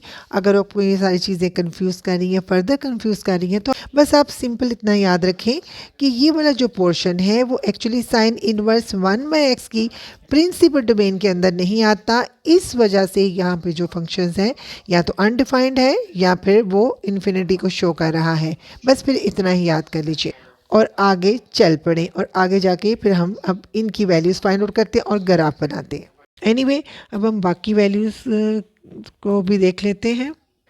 जैसे 1 पर तो कैलकुलेट 1 इक्वालिटी, फिर यहाँ पर 1.5 पर कैलकुलेट 1.5 इक्वालिटी, फिर 2 पर कैलकुलेट 2 इक्वालिटी, फिर इसी तरह से -1 पर कैलकुलेट -1 इक्वालिटी, फिर -1.5 पर कैलकुलेट -1.5 इक्वालिटी, इसके बाद -2 पर कैलकुलेट -2 इक्वालिटी। अब इन तीनों पॉइंट्स पर तो ग्राफ बनेगा नहीं। 1 पर है 1.57 तो अप्रोक्सीमेटली ये वाला पॉइंट, और 1.5 पर है 0.73 तो ये वाला ग्राफ, 2 पर है 0.52 तो अप्रोक्सीमेटली ये, तो यहाँ पर यहाँ से इतना ग्राफ ही बनेगा। दरमियान में ग्राफ ऑब्वियसली नहीं आएगा, ये वाला पोर्शन बीच में से गायब हो जाएगा। अब -1 से -1.57 तो ये, -1.5 पे -0.73 तो अप्रोक्सीमेटली ये वाला, -2 पे -0.5 तो ये वाला, इस तरह से ग्राफ बनेगा। आई होप आपको ये वाला पार्ट भी समझ आ गया होगा इंशाल्लाह ताला। थर्ड पार्ट, इसमें जो हमें फंक्शन दिया है वो tan इनवर्स का है, और इसमें इंटरवल जो है सेट ऑफ रियल नंबर्स हैं, यानी कि आप पॉजिटिव नेगेटिव तमाम वैल्यूज पुट कर सकते हैं। अभी आप लोगों ने मुझे कमेंट करके बताना है क्या ये जो सेट ऑफ रियल नंबर है यही इसकी प्रिंसिपल डोमेन है tan इनवर्स की या नहीं, और इस फंक्शन की भी क्या ये प्रिंसिपल डोमेन है या नहीं। और टेबल में मैंने ये वाली वैल्यूज़ ले ली हैं। आपको पता है कि जब भी इंटरवल में सेट ऑफ रियल नंबर्स दिया जाता है तो मैं हमेशा इंक्लूडिंग 0, 5 पॉजिटिव और 5 नेगेटिव वैल्यूज़ लेती हूँ, और ये मैं पैटर्न जो है सेम ही रख रही हूँ तमाम क्वेश्चंस में जब भी हमें interval set of real numbers दिया जाता है। आप इससे ज़्यादा भी वैल्यूज़ ले सकते हैं दोनों साइड्स पर, इससे कम भी ले सकते हैं। मैं फ़िलहाल इतनी ही लेकर इससे ग्राफ बनाऊँगी। कैलकुलेटर पर ये वाला फंक्शन अब क्रिएट कर कर इसी तरह से वैल्यूज़ फाइंड आउट कर लीजिएगा जिस तरह से मैंने क्वेश्चन नंबर 1 में फाइंड आउट की हैं। टेबल मैंने बना लिया है, अब इसका ग्राफ ड्रॉ करते हैं। एक्स की वैल्यू 0 पर 0, 1 पर 0.46, 2 पर 1.33, 3 पर 1.5। अभी ये वाले पॉइंट्स बहुत ही क्लोज हैं। 4 पर 1.54, तो ज़रा सा 1.5 से ऊपर, 5 पे 1.56, तो यहाँ पे करके -1 पे -0.46, तो ये वाला पॉइंट, -2 पे -1.33, तो ये वाला, -3 पे -1.5, -4 पे -1.54, तो यहाँ पे करके, और लास्ट वन जो है ये भी अप्रॉक्सीमेटली इसके क्लोज ही है। तो जनाब ये इस तरह करके ग्राफ बन रहा है। आई होप आपको ये पार्ट भी समझ आ गया होगा इंशाल्लाह ताला। Now question number 2 part 4, again a very important question, क्योंकि इसमें जो हमारे पास फंक्शन है वो कॉट इनवर्स वाला है। जैसे कि मैंने आपको क्वेश्चन नंबर 1 के पार्ट 4 और पार्ट 11 में एक्सप्लेन किया था कि टीचर्स जो इस रेसिप्रोकल वाली प्रॉपर्टी से आपको ये कॉट इनवर्स वाले क्वेश्चंस करवाते हैं वो टोटली रॉन्ग है, उससे ग्राफ भी गलत बनता है और आपका क्वेश्चन भी गलत हो जाएगा, क्योंकि वो आपको इनकम्प्लीट आइडेंटिटी बताते हैं। अब यहाँ पर मैं आपको दोबारा से बताने लगी हूँ कि जो प्रॉपर आइडेंटिटी इस पर यूज़ होगी वो ये वाली होगी, for all x belongs to real numbers. ठीक है, for all x belongs to real number, इनके आपके पास नेगेटिव वैल्यूज़ हो चाहे पॉजिटिव हो, तो ये आइडेंटिटी हमेशा अफेक्टिव है और हमेशा काम करेगी। अब इस आइडेंटिटी के थ्रू हम इसको यहाँ पर ले आए, तो एक्चुअली बनता है π/2 माइनस tan इनवर्स x। तो ये वाली आइडेंटिटी ही मैंने आपको क्वेश्चन नंबर 1 के पार्ट 4 और पार्ट 11 में एक्सप्लेन की थी कि इस आइडेंटिटी से आप अगर टेबल बनाएंगे और ग्राफ ड्रॉ करेंगे तो इंशाल्लाह ताला आपका जो रिजल्ट है वो 100% ना सिर्फ ठीक होगा बल्कि पेपर चेकर को भी समझ आ जाएगी कि बच्चे का कॉन्सेप्ट जो है वो कितनी हद तक क्लियर है। अब होता क्या है, अक्सर टीचर ये वाला कन्वर्जन रूल बता देते हैं डोमेन की कंडीशंस को बताए बगैर। मैं यहाँ पर किसी को भी ब्लेम नहीं करना चाहती, it may be due to the lack of complete information. So यहाँ पर ये जो इन्फॉर्मेशन है ये कंप्लीट नहीं है। अब ये वाला जो रूल है ये तभी अप्लाई हो सकता है अगर x की जो वैल्यू है वो ग्रेटर देन 0 हो, यानी कि पॉजिटिव वैल्यूज़ के लिए सिर्फ ये वाला रूल जो है वो एप्लीकेबल है। और सेकेंड इसका पार्ट है, जब x की वैल्यू लेस देन 0 हो तो फिर ये वाला रूल एप्लीकेबल होता है। समझ लीजिए कन्वर्जन रूल के ये दो पार्ट्स हैं, जब x की वैल्यू पॉजिटिव हो तब ये अप्लाई करें, जब x की वैल्यू नेगेटिव हो तब ये वाला रूल अप्लाई किया जाएगा। तो ये होगी जनाब कंप्लीट इन्फॉर्मेशन। तो इस वजह से बच्चे कंफ्यूज होते हैं, बच्चों के ग्राफ गलत बन जाते हैं, क्योंकि बच्चों को डोमेन जो दी जाती है वो सेट ऑफ रियल नंबर्स दी जाती है, वो इस तरह से पॉजिटिव या नेगेटिव वैल्यूज़ में नहीं दी जाती। तो मैं आपको ये सजेस्ट करूँगी कि आप लोगों ने हमेशा ये वाला रूल अप्लाई करना है, क्योंकि चाहे आपको सेट ऑफ रियल नंबर्स दिया जाए एज ए डोमेन या इंटरवल, तब भी ये वाला रूल अप्लाई होगा और इसमें 100% रिजल्ट करेक्ट आएगा। चाहे पॉजिटिव वैल्यू दी जाए एक्स की, चाहे नेगेटिव वैल्यूज़ दी जाए, हर तरह से ये वाला रूल जो है ये परफेक्ट है और इससे आपका ग्राफ भी ठीक बनेगा, आपके पास जो आंसर आएगा वो भी ठीक होगा। आई होप मेरे स्टूडेंट्स का कॉन्सेप्ट जो है वो 100% क्लियर हो चुका होगा इंशाल्लाह ताला। अब हम इस आइडेंटिटी को फॉलो करते हुए इस क्वेश्चन को कन्वर्ट करते हैं। तो बस आपने इसकी जगह पर यानी कॉट इनवर्स की जगह पर tan इनवर्स लिख देना है, एंगल भी वैसे का वैसा साथ लिख देना है।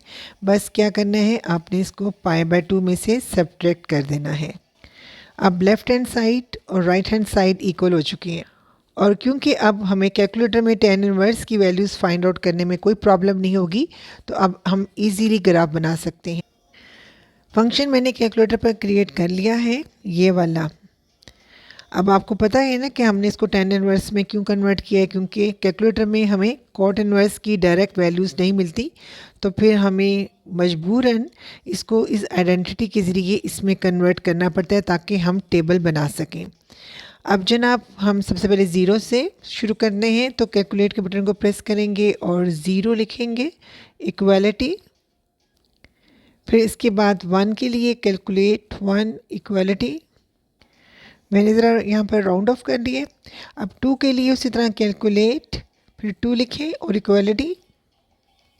3 के लिए उसी तरह से कैलकुलेट 3 इनइक्वालिटी, इक्वालिटी का बटन प्रेस करने पर हमारे पास वैल्यू आ रही है 0.54। फिर 4 के लिए कैलकुलेट वाले बटन को और फिर 4 लिखें और इक्वालिटी को। 5 के लिए कैलकुलेट 5 इक्वालिटी। -1 के लिए कैलकुलेट -1 इक्वालिटी। -2 के लिए कैलकुलेट -2 इक्वालिटी। -3 के लिए उसी तरह से फिर -3 के लिए वैल्यू है। -4 के लिए कैलकुलेट -4 इक्वालिटी। -5 के लिए -5 और इक्वालिटी का बटन। फाइनली हमारा टेबल बन चुका है। अभी हम इसका ग्राफ ड्रा करेंगे। इसके बाद हम डेसमॉस वाली ऐप पर जाकर इस ग्राफ को कंफर्म करेंगे कि जो हमने ग्राफ बनाया है क्या वो बिल्कुल ठीक है। सबसे पहले 0 से स्टार्ट करते हैं। 0 पर है 0.98, 0.98 ये वाला पॉइंट बनता है। 1 पे 0.79 तो ये पॉइंट, 2 पे 0.64 तो ये, 3 पे 0.54 तो ये वाला, 4 पे 0.46 तो ये वाला और 5 पे 0.4 तो ये वाला। -1 पे 1.25, -2 पे 1.57 तो ये वाला पॉइंट, -3 पे 1.89 तो ये, -4 पे 2.16 तो ये वाला, -5 पे 2.36 तो ये वाला। तमाम पॉइंट्स को ज्वाइन करने के बाद मेरे पास इस तरह से ग्राफ आ चुका है। अब मैं डेसमॉस की ऐप पर जाकर इस ओरिजिनल फंक्शन का ग्राफ ड्रा करके देखूंगी, क्योंकि एक्चुअली तो हमारा क्वेश्चन ये वाला था ना। तो देखते हैं क्या ओरिजिनल फंक्शन का जो ग्राफ बनता है वो यही वाला है। जी जनाब, देखिए डेसमॉस की ऐप पर आ चुकी हूँ मैं। फंक्शन मैंने लिख लिया है। अब इसका ग्राफ देखिए आपके सामने है, बिल्कुल आपको नज़र आ रहा होगा। ठीक है,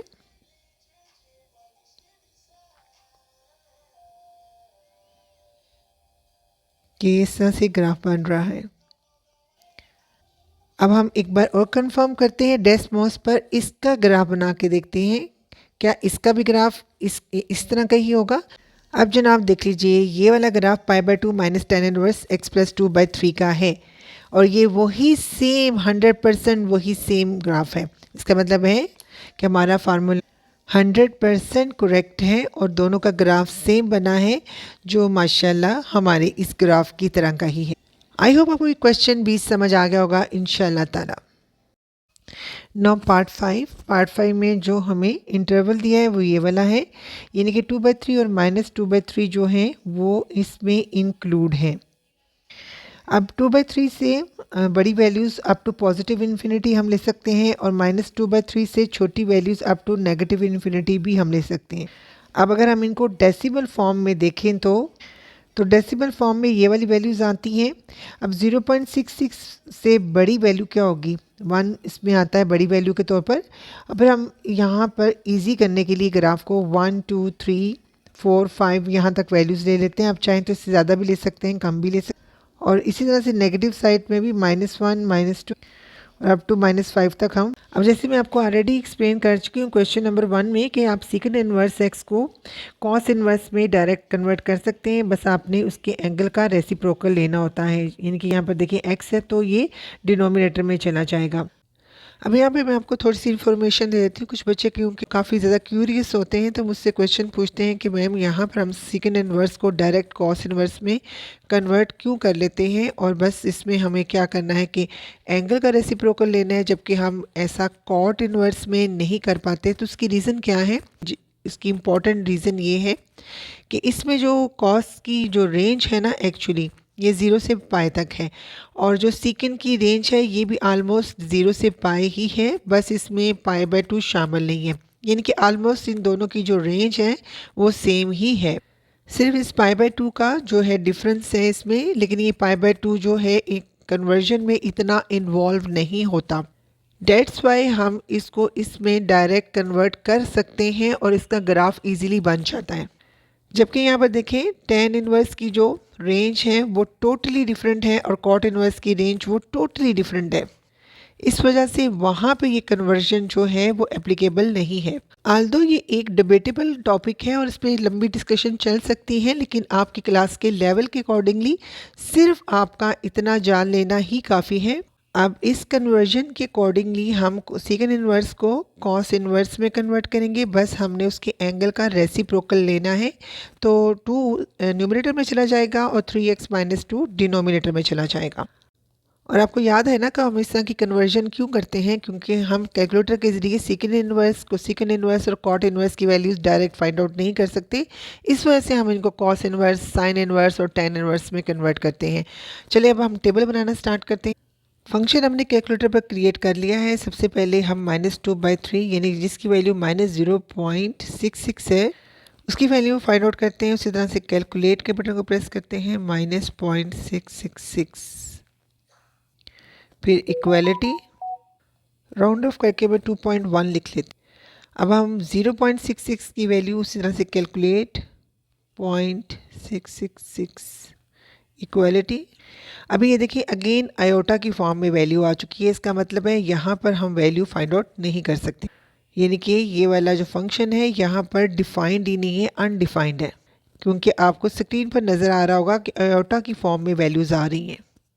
अब हम 1 पर चेक कर लेते हैं। कैलकुलेट के बटन को प्रेस किया, 1 लिखा, इक्वालिटी को अगेन देखें आयोटा की फॉर्म में वैल्यूज़ आ रही हैं, तो फंक्शन यहाँ पर भी अनडिफाइंड है, 1 पर भी। अब हम 2 पर चेक करते हैं। Calculate 2 equality 1.04। अब यहाँ 3 पर चेक करते हैं। कैलकुलेट 3 इक्वालिटी 4 पर, कैलकुलेट 4 इक्वालिटी 5 पर, कैलकुलेट 5 इनइक्वालिटी। अब यहाँ पे आते हैं -1 पर चेक करते हैं, तो कैलकुलेट -1 इक्वालिटी। और फिर अब हम -2 पर चेक करते हैं। कैलकुलेट -2 इक्वालिटी, फिर -3 पर, कैलकुलेट -3 इक्वालिटी, -4 पर, कैलकुलेट -4 इक्वालिटी। अब -5 पर, कैलकुलेट -5 इक्वालिटी। चलिए जनाब, ग्राफ हमारा रेडी, टेबल हमारा रेडी हो चुका है। मेरे पास ग्राफ पेपर ज़्यादा बड़ा नहीं है, तो एक्स एक्सिस पर मेरे पास 5 पॉइंट और -5 के लिए जगह नहीं है, तो आप लोग बड़े ग्राफ पेपर पर ये इजीली ड्रॉ कर सकते हैं। सबसे पहले -2.3 पर 2.1 वैल्यू, -1 पर 1.98, -2 पर 1.8, -3 पर 1.75 और -4 पर भी अप्रोक्सीमेटली वही पॉइंट ही बन रहा है। अब अगर हम इनको ज्वाइन करें तो इस तरह से ग्राफ बन रहा है। अब इस साइड पर आ जाते हैं, तो 1 पर तो अनडिफाइंड है, 2/3 पर भी अनडिफाइंड है। अब 2 पर तो ये वाला पॉइंट, 3 पर है ये वाला, 4 पर है ये वाला। तो फाइनली ये इस तरह का ग्राफ बनता है। आई होप आपको ये वाला क्वेश्चन भी समझ आ गया होगा इंशाल्लाह ताला। अब हमारे पास जो 6 पार्ट है उसमें फंक्शन है कॉस इनवर्स और इंटरवल ये वाला है। 3/4 जो है वो 0.75 के इक्वल है, -7/4 जो है वो -1.75 के इक्वल है। तो 0.7 दरमियान में हम 0 को भी लेंगे। अब इनके दरमियान में अगर मैं 0.5 का डिफरेंस ले लूँ तो यहाँ पे वैल्यू आती है 0.25। तो नेक्स्ट मैं एक -0.25 भी वैल्यू ले लेती हूँ।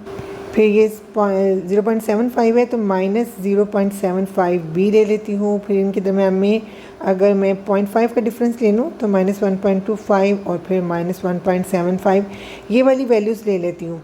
अब रैंडमली इनमें कोई भी वैल्यूज़ ले सकते हैं।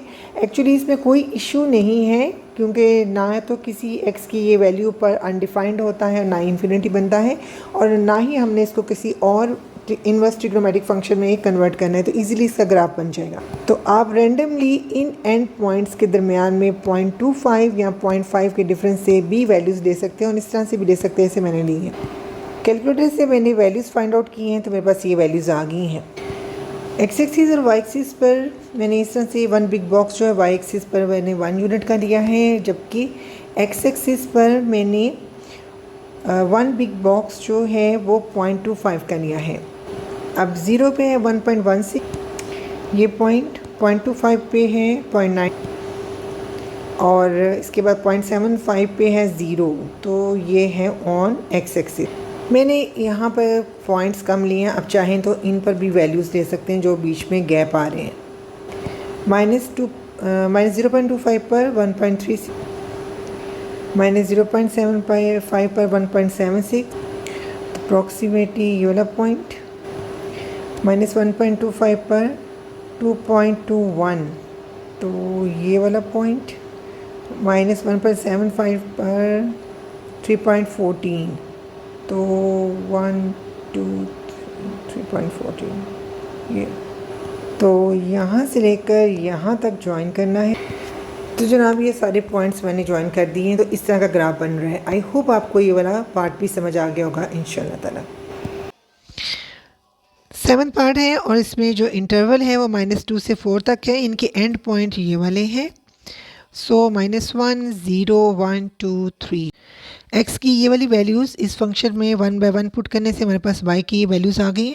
सबसे पहले एक्स की वैल्यू 0 पर आ रही है, ये वाला पॉइंट, -1 पर ये वाला, -2 पर ये वाला, 1 के ऊपर 0, तो ये एक्स एक्सिस पर, 2 के ऊपर ये वाला, 3 के ऊपर ये वाला, 4 के ऊपर ये वाला।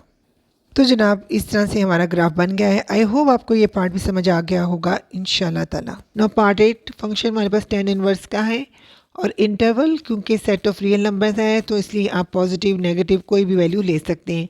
मैंने एनीवे ये वाली वैल्यूज़ ली हैं क्योंकि मैंने जब भी सेट ऑफ रियल नंबर्स के तौर पर इंटरवल दिया गया है तो मैंने यही लिए।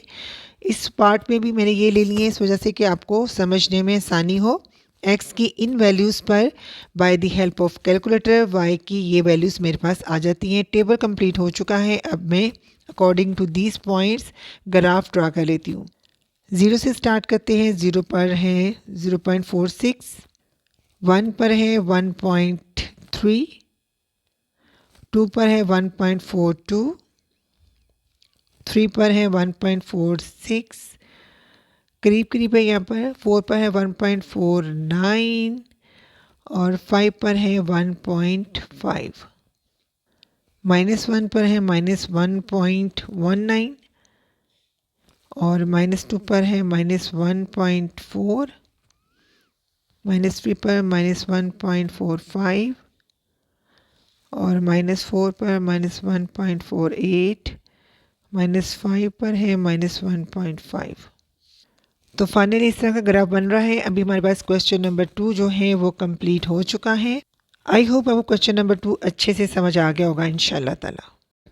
Now question number 3, draw the graph of the following functions and answer the questions given at the end of each question. अब क्वेश्चन नंबर 3 में एक्चुअली हमने ग्राफ की ट्रांसफॉर्मेशन पर डिस्कशन करनी है। हर पार्ट में डिफरेंट क्वेश्चन दिए होंगे। किसी में उन्होंने डोमेन और रेंज को डिस्कस किया होगा, किसी में हमने ये देखना है कि हॉरिजॉन्टल या वर्टिकल शिफ्ट है या फिर ये स्ट्रेच है, हॉरिजॉन्टल स्ट्रेच है या वर्टिकल स्ट्रेच है या फिर रिफ्लेक्शन है ओवर एक्स एक्सिस। वैसे तो इनवर्स ट्रिग्नोमेट्रिक फंक्शंस की ग्राफ की ट्रांसफॉर्मेशन पर काफ़ी लंबी डिस्कशन की जा सकती है, लेकिन यहाँ पर मैं according to the question number 3 discussion करूँगी ताकि आपके कॉन्सेप्ट जो हैं वो क्लियर भी हो जाए और आपको क्वेश्चन नंबर 3 के अकॉर्डिंगली हर एक पार्ट की समझ भी आ जाए। सो पहला पार्ट है, उसमें उन्होंने कहा है कि आपने एक तो इसका ग्राफ बनाना है, फिर उसमें उन्होंने कहा है describe how the graph has been translated from the basic graph of y tan inverse x. अब देखिए इनवर्स ट्रिग्नोमेट्रिक फंक्शन में यहाँ पर -1 है। इसका मतलब है कि इसमें जो ग्राफ बनेगा tan इनवर्स का उसमें हॉरिजॉन्टल शिफ्ट होगा टूवर्ड्स राइट। इसको हम फेस शिफ्ट भी कहते हैं।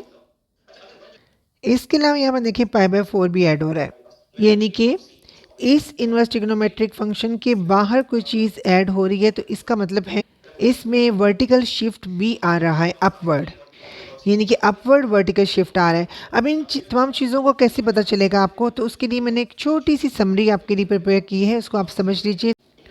चलिए समझने कि मेरे पास कोई भी इनवर्स ट्रिग्नोमेट्रिक फंक्शन है, एफ ऑफ एक्स की जगह पे साइन इनवर्स एक्स भी हो सकता है, कॉस इनवर्स एक्स भी हो सकता है। अब अगर इस तरह से इनवर्स ट्रिग्नोमेट्रिक फंक्शन के एंगल में कुछ चीज़ ऐड यानी कि कोई कांस्टेंट ऐड या सब्ट्रैक्ट हो रहा हो, ठीक है, फॉर एग्जांपल 3 ऐड हो रहा है तो ग्राफ का हॉरिजॉन्टल शिफ्ट होगा लेफ्ट की तरफ, लेकिन अगर 3 सब्ट्रैक्ट हो रहा है तो ये हॉरिजॉन्टल शिफ्ट होगा राइट की तरफ।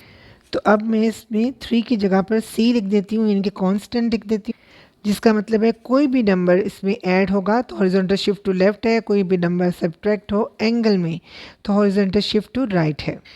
अब दूसरे नंबर पे आता है addition and subtraction outside the angle, या समझ लीजिए फंक्शन के अंदर एडिशन एंड सब्ट्रैक्शन, यानी कि अगर फंक्शन ये वाला है साइन इनवर्स एक्स तो अब एंगल के अंदर कोई चीज़ ऐड या सब्ट्रैक्ट नहीं हो रही, अलबत्ता इस फंक्शन में कुछ चीज़ ऐड या फिर सब्ट्रैक्ट हो रही है।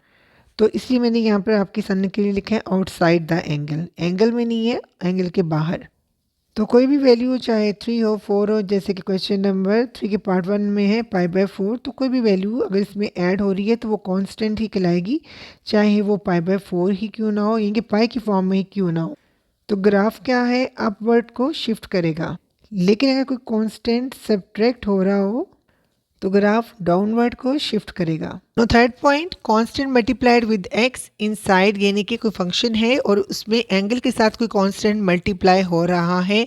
फॉर एग्जांपल साइन इनवर्स का फंक्शन है और उसके एंगल के साथ अगर कोई कांस्टेंट मल्टीप्लाई हो रहा है, ठीक है, ये एग्जाम्पल के तौर पर मैंने एक साइन इनवर्स का फंक्शन लिया है। अब यहाँ पर 3 कंडीशंस आ जाती हैं। अगर तो ये कांस्टेंट 1 से बड़ा हो, जैसे कि यहाँ पर मैं 2 लिख देती हूँ, 2 1 से बड़ा है, तो ग्राफ में क्या चेंज आएगा, ग्राफ हॉरिजॉन्टली कंप्रेस होगा, यानी कि ग्राफ जो है वो स्क्वीज हो जाएगा। लेकिन अगर यही कांस्टेंट 1 से छोटा हो मगर उसको 0 से बड़ा होना चाहिए, फॉर एग्जांपल यहाँ पर c की जगह पर मैं 1/2 लिख देती हूँ। अब 1/2 1 से छोटा है मगर ये 0 से बड़ा है, तो ग्राफ में क्या चेंज आएगा, ग्राफ हॉरिजॉन्टली स्ट्रेच करेगा। आई होप आपको दोनों पॉइंट अच्छे से समझ आ गए होंगे, ठीक है। ये चीज़ आपने याद रखनी है कि वो जो कांस्टेंट है 1 से छोटा मगर 0 से बड़ा होना चाहिए, तब फिर ग्राफ हॉरिजॉन्टली स्ट्रेच करेगा, ठीक है।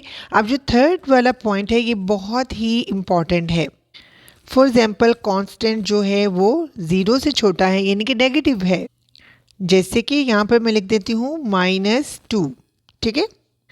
तो फिर ग्राफ जो है वो फ्लिप ओवर कर जाएगा, इनकी रिफ्लेक्शन ओवर वाई एक्सिस होगा। इसका मतलब है यानी कि लेफ़्ट टू राइट में ये चेंज हो जाएगा, यानी कि लेफ़्ट टू राइट फ्लिप करेगा। मगर यहाँ पर सिर्फ ये बता देना काफ़ी नहीं है, मैं आपको एक और चीज़ भी बताना चाहती हूँ जो बहुत इम्पॉर्टेंट है।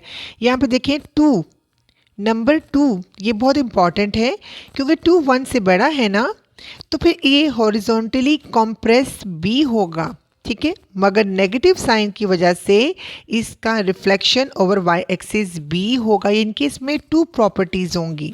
नंबर 1 प्रॉपर्टी ये है कि 2 है तो 2 1 से बड़ा है, इस वजह से हॉरिजॉन्टली कंप्रेस भी होगा ग्राफ। अब ये नेगेटिव साइन है नंबर 2, नेगेटिव साइन की वजह से क्या होगा, ये लेफ़्ट टू राइट जो है फ्लिप करेगा, यानी कि रिफ्लेक्शन ओवर वाई एक्सिस भी होगा।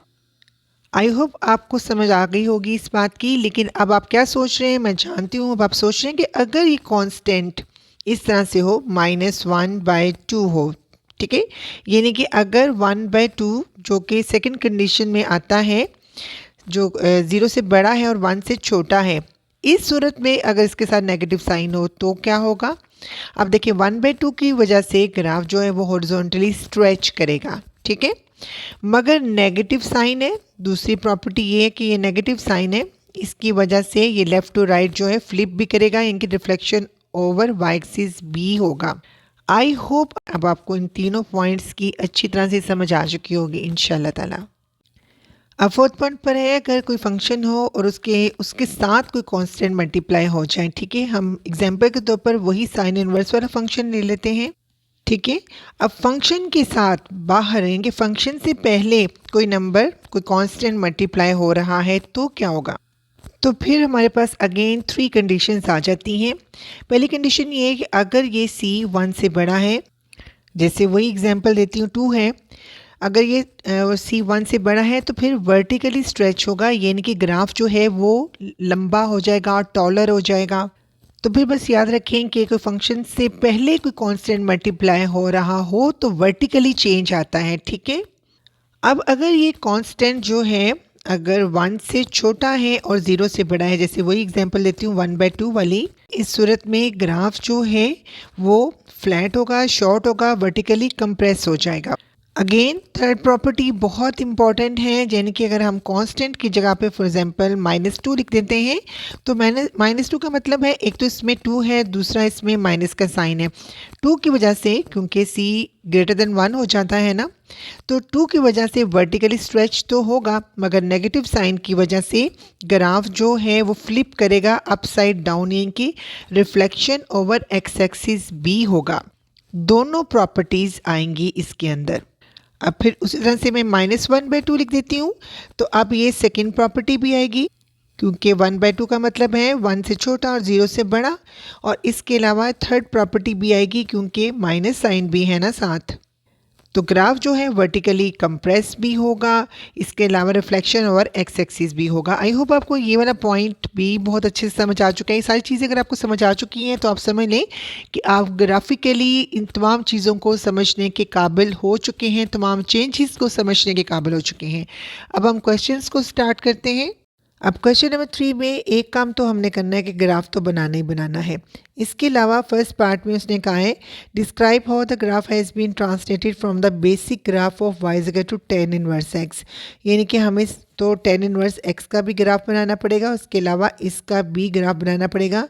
इसके बाद हमें डिस्कस करना होगा कि ग्राफ किस तरह से ट्रांसलेट किया है, यानी कि tan इनवर्स x जो है उसका ग्राफ जो है वो इन चेंजेस के बाद, यानी कि एंगल में हमने -1 जो है सब्ट्रैक्ट किया है, इसके अलावा हमने इसमें ऐड किया है π/4, तो इसमें 2 चेंजेस आई हैं। तो इन चेंजेस के बाद ग्राफ पर क्या अफेक्ट हुआ है, तो मैंने तो वैल्यूज़ फाइंड आउट कर ली हैं। एक तो मैंने इस वाले फंक्शन की वैल्यूज़ x की इन वैल्यूज़ के साथ फाइंड आउट की हैं, क्योंकि हमें जो इंटरवल दिया है वो सेट ऑफ रियल नंबर्स है, तो आप कोई भी वैल्यूज़ ले सकते हैं, नेगेटिव पॉजिटिव, लेकिन याद रखें आपने अगर नेगेटिव और पॉजिटिव वैल्यूज़ लेनी है तो आपने सीक्वेंस के साथ लेनी है, रैंडम नहीं ले लेनी कि -4 है -10 है, इस तरह से नहीं लेनी, आपने सीक्वेंस के साथ लेनी है। और मैंने आपको पहले भी बताया है कि जब आपको interval set of real numbers दिया हो तो 0 आपने ज़रूर लेना है, इससे ग्राफ जो है वो बहुत क्लियर और अच्छा बनता है। तो अब मैंने पॉजिटिव भी 4 वैल्यूज़ ले ली है, नेगेटिव 4 वैल्यूज़ ले ली हैं। इस फंक्शन को मैंने कैलकुलेटर पर क्रिएट किया है और इसके बाद मैंने x की ये वैल्यूज़ 1/1 पुट की हैं, तो मेरे पास ये y की वैल्यूज़ आ चुकी हैं। इसके बाद मैंने कैलकुलेटर पर tan इनवर्स x का फंक्शन क्रिएट किया है, x की अगेन ये वाली वैल्यूज़ पर y के वैल्यूज़ मेरे पास ये वाली आई हैं। अब मैं सबसे पहले tan इनवर्स x - 1 प्लस π/4 का ग्राफ जो है वो बनाती हूँ। 0 पर 0 है पहला पॉइंट, 1 पर 0.78, 2 पर 1.57, 3 पर 1.89 और 4 पर 2.3। अब -1 पर -0.32, -2 पर -0.46, -3 पर -0.54, -4 पर -0.59। तो हमारे पास इस तरह का ग्राफ बन रहा है। अब x एक्सिस की इन वैल्यूज़ पर y एक्सिस की ये वैल्यू लेते हैं और tan इनवर्स x का ग्राफ बनाते हैं। अब 0 पर 0 पहला पॉइंट तो वही इंटरसेक्टिंग पॉइंट, और दूसरा पॉइंट भी इंटरसेक्टिंग पॉइंट है, यानी कि ये वाला। 2 पर 1.1 है, 3 पर 1.25 और 4 पर 1.33। -1 पर -0.7 ये पॉइंट, फिर -2 पर -1. ये -3 पर -1.25, तो अप्रॉक्सीमेटली ये -4 पर -1.33, तो अप्रॉक्सीमेटली ये तमाम पॉइंट्स को ज्वाइन करें तो इस तरह का ग्राफ बन रहा है। क्वेश्चन है describe the graph has been translated from the basic graph of y is equal to 10 inverse x. तो हम लिखेंगे उसी तरह से वही स्टेटमेंट को फॉलो करते हुए the graph has been translated by 1 unit towards right. ठीक है, क्योंकि देखिए ना 10 इनवर्स एक्स माइनस 1 था, तो क्योंकि माइनस 1 था कांस्टेंट इसमें से सब्ट्रैक्ट हुआ है। और जैसे मैंने अभी आपको इस क्वेश्चन के इंट्रोडक्शन में बताया है कि जब कोई चीज़ सब्ट्रैक्ट हो रही है तो आपका ग्राफ जो है वो राइट को शिफ्ट करेगा। ठीक है, और क्योंकि इसमें पाई बाय 4 एड बी हो रहा है तो graph has been shifted pi by 4 upward. I hope आपको ये वाला क्वेश्चन समझ आ गया होगा इंशाल्लाह ताला। नाउ सेकेंड पार्ट, फंक्शन हमें ये दे दिया गया है, उसमें कहा है कि indicate the domain range and की पॉइंट्स ऑन द ग्राफ। अच्छा, अब क्योंकि हमने डोमेन और रेंज भी फाइंड आउट करनी है तो सबसे पहले हम डोमेन और रेंज फाइंड आउट कर लेते हैं, इसके बाद हम ग्राफ ड्रा कर लेंगे। अब आपको पता है कि साइन इनवर्स एक्स यानी कि जो बेसिक इनवर्स ट्रिग्नोमेट्रिक फंक्शन है उसकी जो डोमेन है वो ये वाली है इनवर्स ट्रिग्नोमेट्रिक फंक्शन की। ठीक है, उसकी डोमेन ये वाली है, तो इसका मतलब है कि x जो है वो 1 और -1 के दरमियान में रहना चाहिए। लेकिन क्योंकि हमारे पास फंक्शन ये वाला है तो अब इस x को हम रिप्लेस करके इस ये वाला एंगल लिखेंगे। तो अब मैं यहाँ पर लिख लेती हूँ x माइनस 2। 2 को हम दोनों तरफ ले जाते हैं, दोनों तरफ जाकर ये ऐड हो जाएगा, यहाँ पे बच जाएगा 1 और यहाँ पे बच जाएगा 3। तो एक्चुअली इसकी डोमेन आ चुकी है 1 से 3 तक। तो अब जब हमने इसका ग्राफ बनाना है ना तो हमने x की वैल्यूज़ 1 से लेकर 3 तक ही लेनी है। और जब हम x की वैल्यू 1 लेंगे और जब हम x की वैल्यू 3 लेंगे तब हमारे पास आ जाएगी इसकी रेंज। तो जनाब ये देखिए मैंने टेबल बनाया है, x की वैल्यू मैंने 1 से स्टार्ट करके 3 तक ली है विद द डिफरेंस ऑफ 0.5। और जब मैंने x की वैल्यू 1 ली है तो ये देखिए मेरे पास जो वैल्यू आई है एक्चुअली वो -π/2 के इक्वल है। और जब मैंने x की वैल्यू 3 ली है तो जो मेरे पास वैल्यू आई है वो π/2 के इक्वल है। तो इसका मतलब है जो रेंज हमारे पास आ रही है वो -π/2 से π/2 तक आ रही है। ग्राफ ड्रा करना शुरू करते हैं। 1 पर है -1.57 और 1.5 पर है -0.52। अब 2 पर है 0 तो x एक्सिस पर, 2.5 पर है 0.52 तो ये, और 3 पर है 1.57। तो इस तरह से हमारे पास ग्राफ बन रहा है। आई होप आपको सेकंड पार्ट भी अच्छे से समझ आ गया होगा इंशाल्लाह।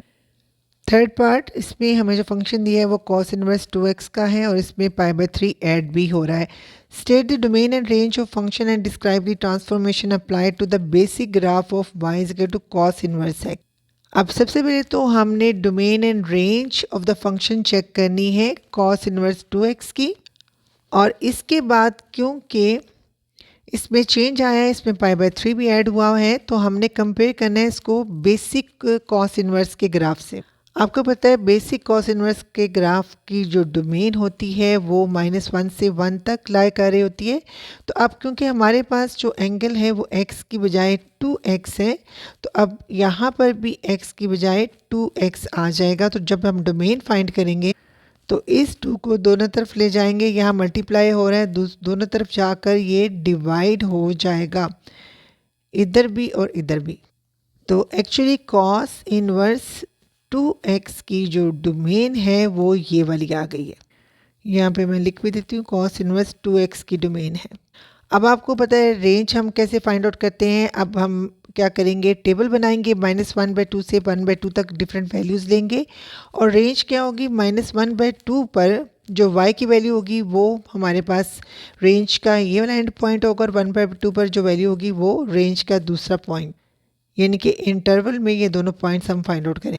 अब रेंज के लिए हमने -1/2 यानी कि -0.5 से 0.5 तक डिफरेंट वैल्यूज़ ले ली हैं। अब -0.5 पर यानी -1/2 पर जो वैल्यू आई है वो 4.188 है, जो कि एक्चुअली -4 π/3 के इक्वल है। और 1/2 पर जो वैल्यू आई है वो एक्चुअली 1.04 है, जो कि π/3 के इक्वल है। तो रेंज में ये 2 एंड पॉइंट्स हमारे पास आ गए हैं, यानी कि रेंज यहाँ से लेकर यहाँ तक होगी। ग्राफ ड्रा करना शुरू करते हैं। -0.5 पर 4.188, तो ये वाला पॉइंट। -0.25 पर 3.14, तो ये पॉइंट। 0 पर 2.617, तो 0 पर ये वाला पॉइंट। 0.25 पर 2.1, तो ये 0.5 पर 1.0, तो इस तरह से हमारे पास ग्राफ बन चुका है। अब क्योंकि हमने ट्रांसफॉर्मेशन जो है वो भी डिस्कस करनी है बेसिक ग्राफ से कंपेयर करने के बाद, तो मैं यहाँ पर आपके लिए ये चीज़ छोड़ रही हूँ क्योंकि मैंने डिस्कस कर दिया है ऑलरेडी इसी क्वेश्चन के स्टार्ट में। अब इसमें चेंज क्या है मैं आपको बता देती हूँ, क्योंकि कॉस इनवर्स, अब ये देखिए एंगल है ना, उसके साथ मल्टीप्लाई हो रहा है 2। तो चेंज एक तो ये 2 के मल्टीप्लाई करने से आया है, दूसरा इसमें ऐड हो रहा है π/3। तो आप लोगों ने मुझे खुद बताना है कमेंट करके कि इसमें क्या क्या चेंजेस आई हैं, क्योंकि मैंने क्वेश्चन नंबर 3 के स्टार्ट में आपको तमाम चीज़ें क्लियर कर दी हैं। तो अब आप मुझे बताएंगे इसमें क्या क्या चीज़ें आई हैं। आई होप आपको ये वाला पार्ट भी समझ आ गया होगा इंशाल्लाह ताला। नाउ पार्ट 4, इसमें जो फंक्शन दिया है वो है sin इनवर्स 2x प्लस π/6। अब सबसे पहले तो हमने इसका ग्राफ ड्रा करना है, लेकिन ग्राफ ड्रा करने के लिए हमें कुछ इंटरवल चाहिए। इंटरवल तो यहाँ पर है नहीं, तो अब हम क्या करेंगे, सबसे पहले तो इसकी डोमेन चेक करेंगे, ठीक है। और डोमेन फाइंड आउट करने के बाद हम टेबल बनाएंगे तो हमारे पास ऑटोमेटिकली रेंज भी आ जाएगी। अब आपको पता है साइन इनवर्स x की जो डोमेन है वो -1 से लेकर 1 तक होती है। तो अब ये 2x की क्या होगी, तो उसके लिए हम x की जगह पे लिख देंगे 2x, और उसी तरह से फिर 2 को दूसरी तरफ ले जाएं तो दोनों तरफ जाकर ये डिवाइड हो जाएगी। तो इसकी डोमेन -1/2 से 1/2 तक है, यानी -0.5 से 0.5 तक है। तो हम x की ये वाली वैल्यूज़ लेते हैं, यानी कि -0.5 से 0.5 तक x की वैल्यूज़ ले लेते हैं। तो x की मैंने ये वाली वैल्यूज़ ले ली है। x की इन वैल्यूज़ पर पहले मैं इस फंक्शन के वैल्यूज़ फाइंड आउट करती हूँ, इनके y की वैल्यूज़ फाइंड आउट करती। तो मेरे पास इस तरह से y की वैल्यूज़ आ जाएंगी अकॉर्डिंग टू दिस फंक्शन। अब x की इन्हीं वैल्यूज़ से मैं इस फंक्शन की, यानी कि सिंपल साइन इनवर्स x की वैल्यू फाइंड आउट करती हूँ। तो मेरे पास इस तरह से वैल्यूज़ आ रही हैं। अब मैं ग्राफ ड्रा कर लेती हूँ। -0.5 पर वैल्यू है -1.05। सबसे पहले हम इस फंक्शन को ड्रा करने लगे, तो ये वाला पॉइंट आ रहा है। फिर इसके बाद -0.25 पर 0 है, तो ये वाला x एक्सिस है। फिर 0 पर 0.52 है, तो ये वाला पॉइंट। फिर 0.25 पर 1.05 है, तो ये वाला। और 0.5 पर 2.09। ओह माय गॉड, ये यहाँ पे करके कहीं आएगा। मेरे पास ग्राफ छोटा है, तो यहाँ पे करके पॉइंट आप समझ लीजिए। तो ये इस तरह से ग्राफ बनेगा। अब हम देखते हैं इस वाला का ग्राफ कैसे बनता है। अब ये तो पॉइंट -0.5 पर -0.52 ही है अप्रॉक्सीमेटली, तो ये वाला। और फिर -0.25 पर -0.25 ही है अप्रॉक्सीमेटली, तो ये वाला। और 0 पर है 0, तो ये वाला। फिर 0.25 पर 0.25 ही है, तो ये वाला। और 0.5 पर अप्रॉक्सीमेटली 0.52 ही है, तो ये वाला। तो फाइनली साइन इनवर्स x का ये वाला ग्राफ बन गया है। अब आप लोगों ने कमेंट करके मुझे बताना है, क्योंकि जो हमारा ओरिजिनल फंक्शन है ना वो ये वाला था। तो आपने बताना है कि साइन इनवर्स जो है 2x, उसमें क्योंकि एंगल के साथ 2 मल्टीप्लाई हुआ है, तो इस वाले ग्राफ में क्या चेंज आया है अगर आप इसको साइन इनवर्स x से कंपेयर करें। इसमें हॉरिजॉन्टली चेंज आया है, इसमें वर्टिकली चेंज आया है। किस तरह का चेंज आया है, क्योंकि मैंने इंट्रोडक्शन में काफ़ी डिटेल से आपको बताया है, तो ये चीज़ आपने खुद मुझे बतानी है। इसके बाद क्योंकि इसमें ऐड हुआ है π/6 भी, ठीक है, तो इसमें किस तरह का शिफ्ट है, अपवर्ड है, डाउनवर्ड है, ठीक है, ये भी आपने मुझे बताना। आई होप आपको हर चीज़ समझ आ गई होगी इंशाल्लाह ताला। तो आप लोगों ने मुझे कमेंट करके बताना ये वीडियो आपको कैसी लगी, क्या आपके कॉन्सेप्ट क्लियर हो गए हैं। टेक केयर, अल्लाह हाफिज़।